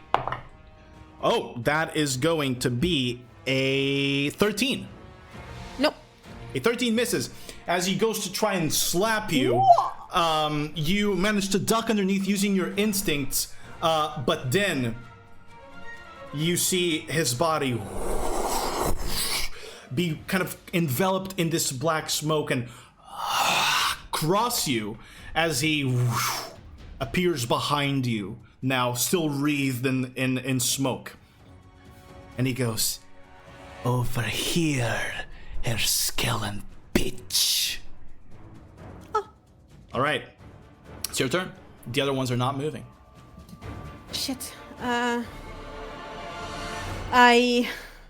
The moment he appears behind me, I sense it on my shoulders, and I immediately turn back and try to stab him again. Go ahead and roll another attack for me, please. Natural 1. What the fuck? As you try to stab him, you misjudge the distance, and you actually hit a bit of smoke, and you sense your body moving forward with the momentum from your swing, and he's going to try to actually no, you've heard him. He's pulling out the scimitar and trying to strike you with it. Oh, that is going to be 23 to hit. No, it doesn't hit. Right. Where's my d6? Let's go here. You're going to take 5 points of slashing damage as he slashes across your side as you were moving forward with the momentum of your strike. And then he's wreathed in smoke again and appears to your side as all the fire is kind of, you know, framing his whole dark demeanor. How hurt do you look right now from that strike? A little. All right, let's go. It's your turn. Well, I don't have time for this. I'll try to run past him. Yeah. I know I'm going to get an opportunity attack. But while I'm running, I'll try to slash him again. All right, go ahead and try to slash him for me, please. Wait, 19. 19 does hit. Go right ahead and roll damage. 5. 5 points of damage. Yikes. All right. You slash at him and he goes, "Oh, God, you whore!" And you're gonna try to move past him. Yeah, I'm going to go to my grandpa. All right. So as you move past, move your token, please, to where you want to go. So that I know.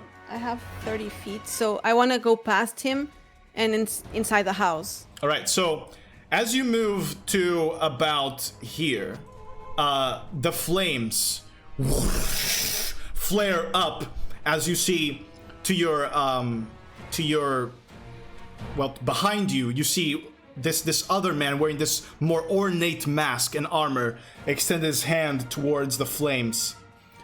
You see the flames rise up a little bit, and then the other guy's gonna slash at you as you're escaping. That is going to be a 7, so Woo! but if you move forward, you're going to be consumed by the flames. Shit. Where's my grandpa? All right. Is that your turn then? As No. you ask that? Okay, what else do you want to do? I asked that, and I go back to the guy that right. I was hitting, and I tried to stab the You knife already- in his head. You already stabbed him once. Do you have another dagger or do you just have one? Oh, this is still my turn? Yeah, still your turn. Oh, okay. Wait. Do you have 2 daggers? Because if you do, you can, as a bonus action, try to stab him Actually, I again. have. I could have done that before. All right, you're going to go for a second stab? Yeah. All right, go right ahead. That's 11. 11. As you try to hit him, he dodges out of the way, bleeding out of his stomach, and he raises his scimitar for one more hard strike on you. That is a 18 to hit. Yeah. 18 hits. That is 7 points of slashing damage as the sword comes down on you. How hurt do you look? Oh, a lot. You're all right. So I'm coughing blood. he slashes at you and he goes, Oh, I'm gonna enjoy this, you skeleton bitch. I hate your kind. and he's raising his scimitar again. What do you do? It's your turn. I duck, and I try to slash him from down to up. All right, go ahead and roll an attack for me. 12. 12. You try to do that, and he steps to the side, and as he exposes that vulnerability, he's gonna go for another strike on you. That is going to be a 17 to hit. Does that hit? Attack again? What? You can if you want to. Yeah, I'm sorry. Go ahead. I want. I'm so sorry. Like, Yeah, go ahead. I do one from down to up, and Yeah. then with the other one, again, Alright. the same. Got it. 18. 18 does hit. Go ahead and roll damage. 7. 7. You No, sla- 8. 8. You slash him again, and his he's now kind of intensely bleeding from the throat. You've got him at 1 with God. that. I was hoping you would actually kill him, but you know it is what it is. He's at 1. I die on the first episode. Gouging blood or gasping for breath and trying to hold out the blood that is being expelled from his throat. He's going to raise his sword and go for another strike on you. That is 21 to hit. Oh no, it doesn't hit. As the sword is being brought down, that will be 7 points of damage. What will be the outcome of that? I'm dead. Wait. I'm As the sword is coming down, you raise up your hands instinctively and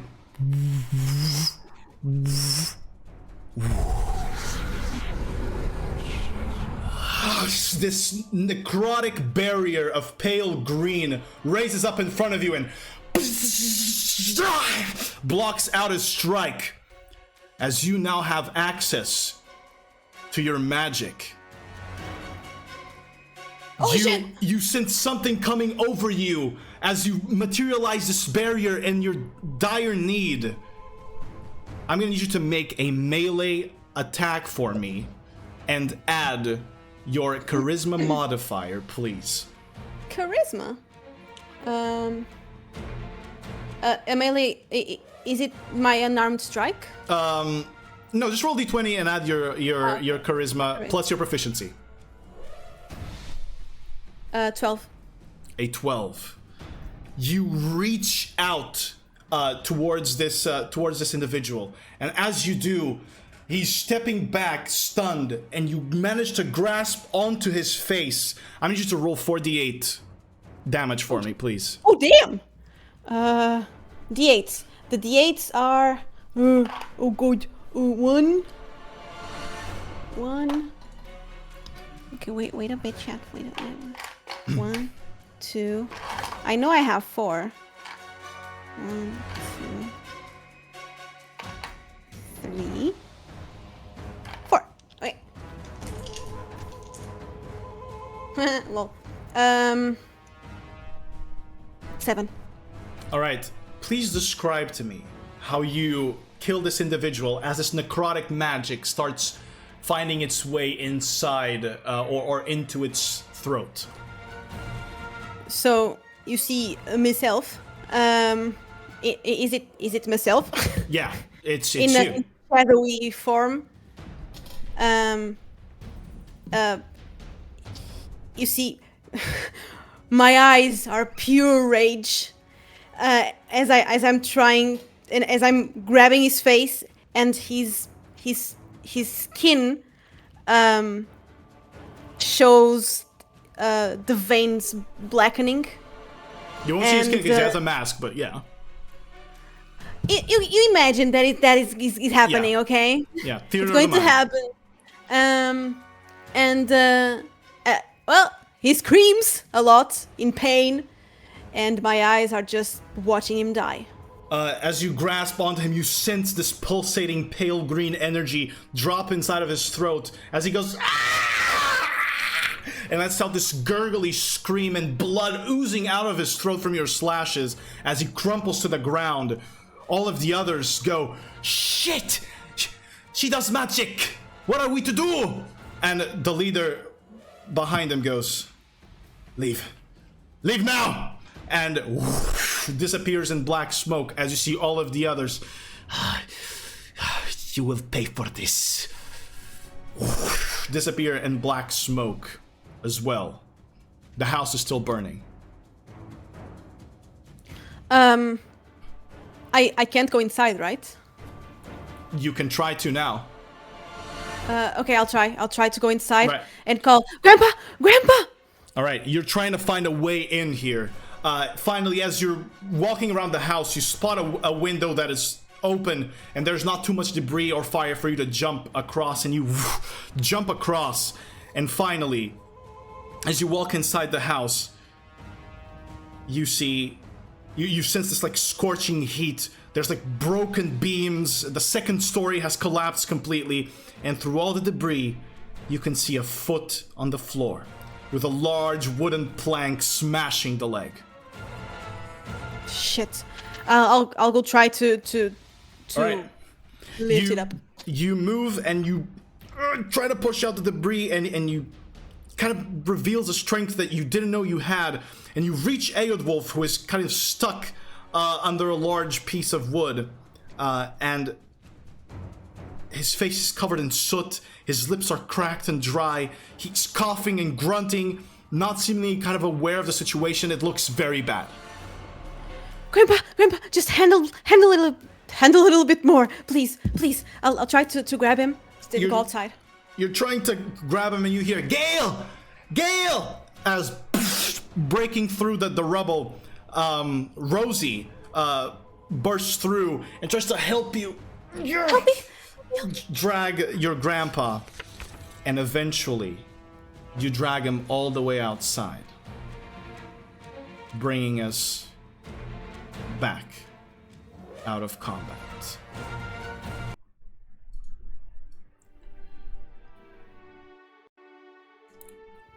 You notice around you now, as you're pulling your grandpa away, there's some folk on horses. There's more people around you. But all you can see right now is your grandpa who's coughing and trying to hold your face and pull you closer to him. Water. Someone bring water, please. Grandpa, are you okay? Rosie takes out a canteen and tries to give him water. And he goes, Gael, it looks like this is it for me. No, it's not. Just drink the water. Drink it. Look at me. Okay. I know you've always wondered what you were doing here. I will never have an answer to that. But whatever it is, Gael, you have been the greatest gift that the stars have ever given me. You were my purpose, Gael. Please live to find yours. No, Grandpa. No. It's going to be okay. You sense his hand as he's holding your face go limp, as his last breath leaves his body. No. Rosie holds you and holds your grandpa as you yell out into the night. He's gone. He's actually gone. I can't. What? No. What am I going to do? Rosie?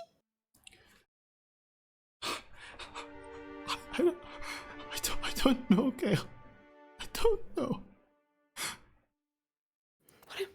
What am I supposed to do now? No.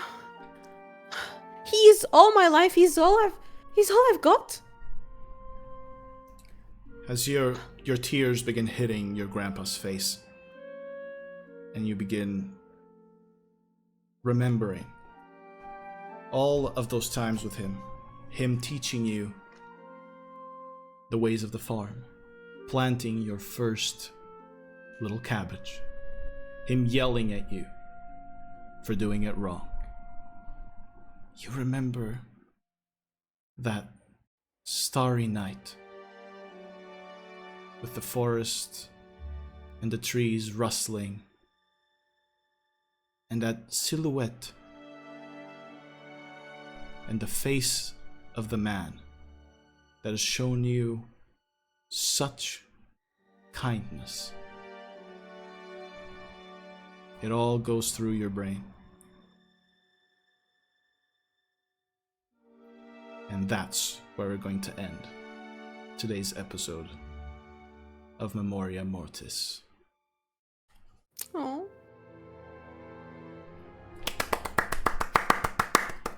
Great job, honey. That was sick. All right, that was fantastic. Let me pull out some tavern stuff here, shall we? So that we can converse and talk about what happened here. All right. So, first of all, Gael, that was incredible. Great job. That was sick. Yes, that was this situation here was planned, and as such, Gael, you have leveled up to level 2 in these extremely tough and dark circumstances. Would you mind telling chat here where that level is going to be placed? Okay, chat. My plan is I started as a rogue, and level 2 I will become a sorcerer rogue. All right. Can I tell about the subclass? You can indeed, honey. Okay, my subclass is Dormant Divinity, right? Right, it's Dormant Divinity, yes. Right. Which is a homebrew class created by our marvelous DM. By me! Yes, Dormant Divinity Sorcerer is going to be the subclass of Sorcerer she's speccing into. So yeah, we have a multi-class at level 2 immediately, and hence the reason of what just happened. It was to celebrate that moment of bringing her to level 2. You know, sometimes in Dungeons and Dragons, and this I will tell you since people are here to learn, sometimes in Dungeons and Dragons the story is more important than the numbers, and one has to adapt and create those moments because we, at the end of the day, are here to tell a story. So, first of all, before answering any questions related to what was asked during the stream, what does that entail? Volvodinia here is asking. So a multi-class means that Mizzy here, her character Gael, is going to take levels in different classes. Well, she could have just only taken one level in Sorcerer, and that would have been a multi-class. But she is going to take levels in both. Going to be taking levels in both classes, which means she's going to have abilities from both classes. She won't progress as far into each of them, right? Which means she won't unlock all the abilities as fast as she could if she only progressed through one. But she's going to have abilities from both sides, and she's going to be able to cast spells and do other wonderful things, which you'll find out on next Wednesday when we do this again. So that was it. Now, there was a question here, honey, that was asked multiple times by Volvodinia here. So the first, that question was, do racial bonuses affect the roll? So the racial bonuses you get. Do you want to answer this question, honey? I mean, the racial bonuses are already implemented, so exactly. If I have any racial bonus, it was already added. Exactly, they are already in your ability scores. So yeah, but I am a human, so yeah, I don't know what bonuses. You can add +1/+1/+1 to 3 of them, to 3 ability scores. But yeah, racial bonuses, especially as of D&D right now, a lot of them are being changed so that you can assign these racial bonuses to whatever ability score you have.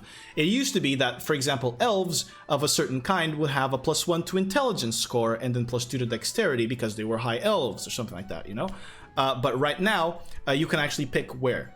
And for humans here, they get a +1 bonus 3 times that it can apply to any of the ability scores. The ability scores being, of course, strength, dexterity, constitution, all of that.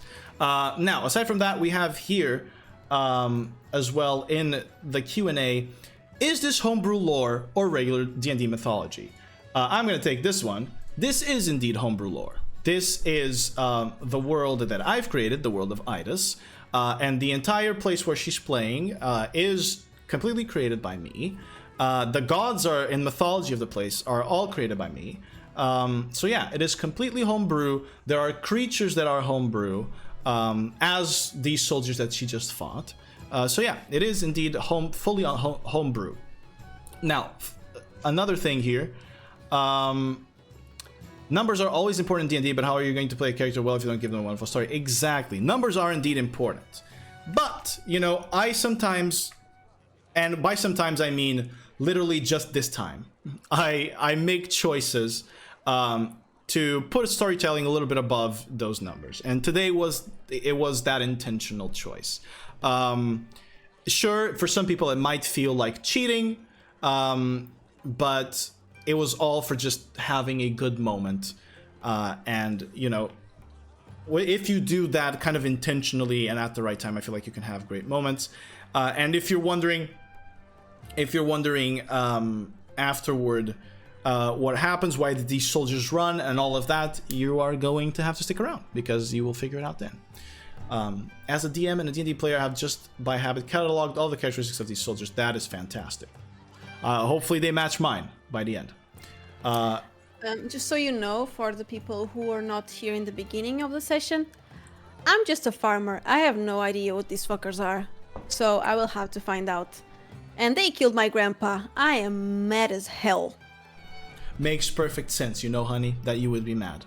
Also, that wiki right there, guys, it is not fully complete yet because it was Mizzy that started it. She started this whole thing, and we are slowly filling it up, okay, and organizing it. So not all the information is available in there. It's still with me, but I haven't prioritized that yet, as I've got a lot of D&D going on, including this Saturday, and I got Baldur's Gate 3 tomorrow. So you know, I'll say, oh yeah, Chris, thank you so much for the gifted subs. By the way, appreciate it. Thank you so much. Yes. I didn't follow through with as much focus as I would have liked to. Been having a headache for the last couple of hours, but despite that, must say it was cool to come to this session. Great job, guys. Hey, thank you very much. Great job, honey. How did you feel being the only player? Tell us. It's okay. I have to tell you guys something. When I have all the attention on me, I forget how to speak English. So it's weird because usually my tongue doesn't do what I want. It's what I call dyslexia, but my boyfriend say it's not dyslexia, but okay. So we will have a lot of moments where I want to be serious and I want to role play good, but I fail the world. See, I fail the words, and it's going to break immersion probably, but. I am sorry for that, but that will happen a lot. Plus, I had an accent planned for Gael that I couldn't do. It was Irish. She was supposed to be Irish, but I'm not very good with accents. I hate accents. So it's just a little bit of American English mixed with British. So you just have to accept it. I want to say from my side, and Chad can back me up, I think you did pretty well. The whole moments where you were talking, that it was perfect. I loved every moment of it. And to be honest, having you take center stage is really cool to me, to see all the shit that you come up with, including the sheep shit thing. That was pretty funny. So yeah, this is gonna have to be this campaign is gonna be me describing, things as accurately as possible for setting, and then just handing things off to you for you to come up with sheep shit.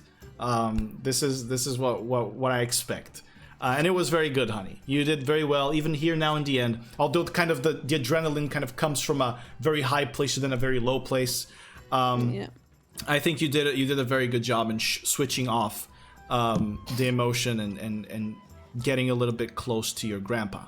I wish that we had more time to develop these characters, but there are more important things in this story to address, including the future, the beloved and great and fantastic future of Gael. So let's see how that goes. But yeah, let's answer one more question here. Is this your first D&D world that you've created or not? This is my very first D&D world, yes. The first campaign that I DM'd, which is also on our YouTube, if you want to check that out, was in the League of Legends world. So I did a whole homebrew of subclasses and of creatures and things in a D&D world. But this is the first world that I've actually created. In the League world, excuse me. This was League of Legends. This right now is the first world that I've ever created. We've had a bunch of one-shots on it. We've had another campaign on it, which Mizzy was a part of as well. I was Tuna, a little stupid fairy. She was Tuna. Well, not stupid because she had 20 intelligence. True. But she was socially awkward. She was goofy. So yeah, she played a wizard there. But that was the first campaign, and now we're having a second campaign, which is at level 11, and it's dealing with kind of the grand scale of fantasy, like world-ending, eldritch events and stuff like that is what we're dealing with there. So if you're interested, I'm a badass fighter, and you're a badass fighter, playing another subclass, that I homebrewed off of an idea of yours. All right, so let me see here. Don't worry, Mizzy, I failed the world. Catastrophic lore development. DM is very sweet. Thank you, Blaz. Don't worry, Mizzy, Kane says, I'm also doing a campaign in English, and I get what you're saying. You're doing better than me, though, by a lot. Lucky my character's supposed to be the silent type. Oh, you're playing Batman, huh? You want to answer to that? Yeah, well... I don't know how I'm doing better than you, because I forget my accent halfway through. Or I only remember that I have an accent in the middle of the sentence, so half of the sentence is American English, the rest is British. Hey, in the middle of the session, I went fast as well. True. So, it's gonna happen. Plague Doctor says, doing accents or voices for D&D characters, tough but hard. I play Warforged in the campaign, and for a few months, I have been doing a robot voice every session. I love it, but it's hell. Oh, you're talking like this. The time of men has come to an end. For me, though, I would say that doing the voice is better than the accent. I need to think a lot for the accent, but for a voice, it's just a voice, right? Yeah, right. Yeah, I think that's the problem that I faced when I did accents. I still don't master accents. I have some. I go in and out of them all the time. I can't do a proper Scottish for a long time, or for a short time, for that matter. I can't do Irish very well either. The only one that I can confidently do is like a regular British, and it's not, it's like the accentless British, and still it's not that great. But yeah, it's something that the more you think about, the less it comes to you. If you start thinking about every word, like in your own language, you don't think about your every word, right? So when you start thinking too much, it gets in the way. Your tongue doesn't do what you want it to do, like you said.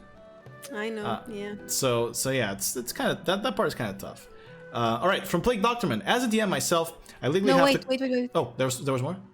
Yeah, we need to work on the sheep shit lore. Do you sniff it, smoke it? The people need to know. That's up to you, honey. You will have to find out. I guess I'm finding out too now, because I had no idea that you could get high on sheep shit, but apparently you can. I don't know what the sheep are eating in Sorenshire, but does that mean we'll be shown? I am going to bring sheep shit for the next session. Don't worry. I was really laughing out loud with the reactions. Yeah, I was, because the reactions from Fenton and Rosie were actually kind of like genuine reactions for me, but in that character, because Felton's kind of he kind of has a similar outlook on things as I do, so it was kind of easy for me to get into that character. But yeah, as a DM myself, I legally have to congratulate you on your first world you created entirely by yourself. Thank you so much. I appreciate it. We're closing in on... You haven't seen half. It's so cool. Thank you, honey. I love it. And I'm not saying that because I'm his girlfriend. It's really, really cool. Thank you, honey. I've cried. I've laughed. That is true. She has cried in the Christmas one shot. Also, if you want a little bit more of my world, I got a small book. A novelette, a short story that you can read, which is about one of the characters that Mizzy has played. All right, let me just go through some more questions here. Have you thought about doing a campaign on an MTG world? I have not. There are D&D books about the Magic the Gathering world, specifically about Ravnica, for example, and that collection is pretty cool. It's one of the first collections that I got when I started playing MTG. So there's that world. But right now, if I am to be honest, the next one-shots in different worlds or things in different worlds that we're going to be doing is going to be a Souls-themed, a Dark Souls-themed one-shot. And then after that, I'm probably going to move into kind of the Victorian Eldritch horror area, kind of Call of Cthulhu stuff. And then sci-fi, because I want to do things with lightsabers as well. Yeah. These are kind of my intentions with things for now, but for MTG World, I never say no to these things because I might get inspired and do something like that in the future. So yeah. Okay, let me read a little bit more. I'm playing a half-elf rogue, which his only purpose is keeping the other questionable intelligence members of the party alive. So yeah, basically fantasy Batman. I only didn't play an artificer because the DM didn't want to deal with it. That's pretty great. Yeah, understandable. Hey, if I might suggest something that I don't know if you would like. I don't know how long you've been in this campaign, but Gloomstalker Ranger, if you multi-class into it, Gloomstalker Ranger is pretty cool. Yep. For a Batman build. So my suggestion there. Yeah. Okay, moving on. Sniffing sheep shit. It's a farming thing. I loved it. It was so good. Ha ha ha ha ha. Thank you, Volvodinia. Your name of a disease. Hi, no bro. It's pretty good. Wait till the wiki is fully built. Thank you so much, brother, and thank you for dropping by. I appreciate it. I'm afraid my head's getting the best of me. Gonna follow the rest of the stream in bed. Grab extra shot from PC. All right, Chris. So, Dark Souls and Bloodborne coming up. I've played all of those games. Those are my favorite games. I have thousands of hours in the first one. And mine. Yeah, Mizzy has also played a lot of those games. And so, Bloodborne, not so much. Dark Souls, definitely. I am going to use the one-shot to do something really cool in the Dark Souls mythos and lore. And hopefully you guys will like it. But this is going to be done in conjunction with Mizzy here. We're going to come up with kind of a system to transpose kind of some Dark Souls stuff into a TTRPG. I know there's one out there already, but I kind of wanted to do my own thing. And also because Mizzy is a dev, and having a dev girlfriend comes at quite the benefit, I should say. So yeah. I have fully customized the Artificer to make it more fun. I love them so much. You wanted to do an Artificer, right, honey? Yeah, I have an Artificer planned. I have a lot of characters planned. I have like 11 characters planned, and one of them is an Artificer. Yeah, pretty crazy. But we're gonna have to find spaces for that. Well, we have ran out of questions, my friends, which I would say means it is time for us to go. Right? So first, before we go, I would like to remind you that you can follow Mizzy on... Oh, we got another question, but I'll do the shout out again anyway. I challenged you to DM a one-shot featuring Mizzy's cats. Yeah, maybe Pizza, a member of our community, has suggested that a long time ago. And we are going to do that. Definitely. One day. By the way, do you know the webcomic called The Order of the Stick? If not, you should really check it out. It's D&D based. I do not, and I will now. Thank you for the suggestion, Volvo. Kane says, I get what you're saying, but Gloomstalker wouldn't fit my character lore. The other members of the campaign are all newbies except me and the DM, so I created mostly combat-oriented to get the other guys out of bullshit in order to make life easy for the DM. Okay, fair enough, yeah. But Gloomstalker's so cool! But think about the party! Yeah, you gotta think about the party, but Gloomstalker... which class will you play in Baldur's Gate? Yeah, we're gonna get to that right now, actually. No. Tomorrow, do you know if penguins have knees? Okay, dude. Tomorrow, Mizzy and I are going to be playing Baldur's Gate 3 here on stream for you guys around a few hours later than release date, because I have to download it and my internet sucks. But we're gonna be here, we're gonna be playing through the night. So if we can indeed create a full custom party of 4, I personally am going to play a Dragonborn Oath of Vengeance Paladin and a Gloomstalker Ranger Sorcerer multiclass with a Draconic Bloodline multiclass, probably. This is because these are 2 characters in my world that have appeared in one-shots before and that I really, really want to play and kind of roleplay as. And I'm going to be role-playing those with Mizzy. Deus Vult Lizard, yes. Now you, honey, are you decided yet or not? No? Well, I want to play... I'm going to play a healer because this guy doesn't play healer. So I'm going to play a healer. One of them is going to be a cleric. I still don't know which... what do you say? Subclasses.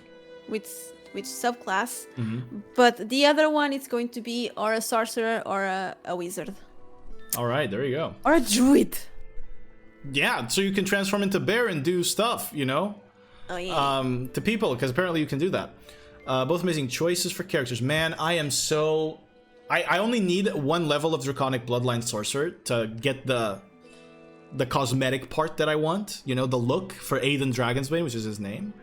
But yeah, I'm so excited to play. You have no idea. I've been waiting for this game for so long. I've had the early access ever since 2020, which is when a member of the community gifted it to me, and I've been just waiting for this game for so long.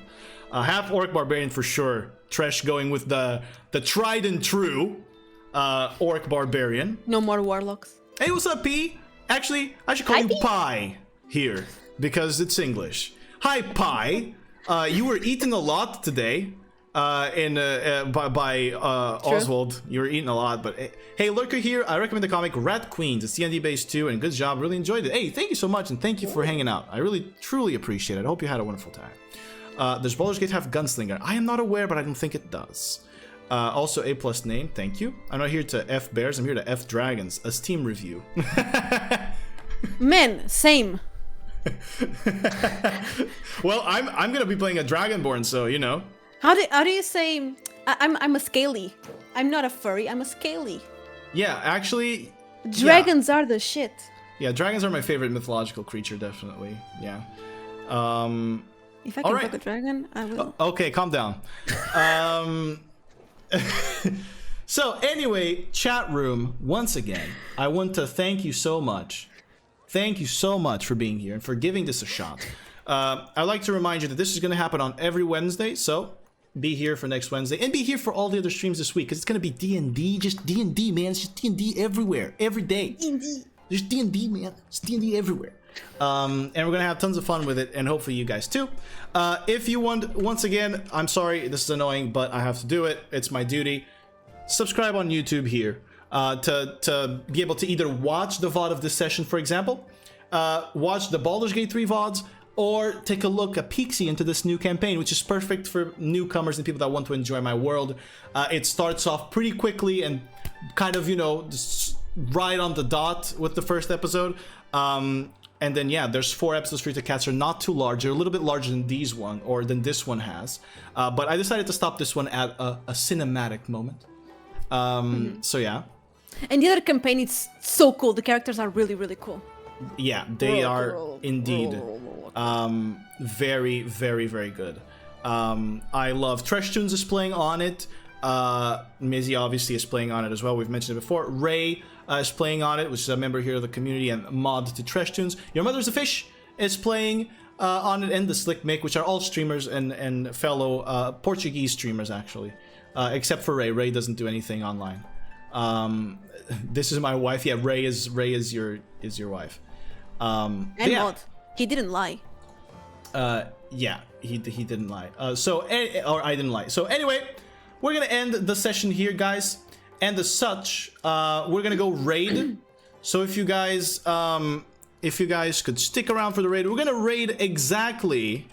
We're gonna raid exactly one of our players. Your Mother's the Fish. She's streaming right now. She's playing old games, so you'll get to know her.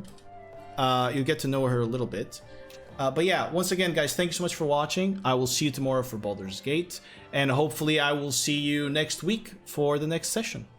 Bye bye, and take care. Bye bye. Wait, I'm gonna find the button. Find a button. I'm find a button. Wait, there we go. Bye, guys.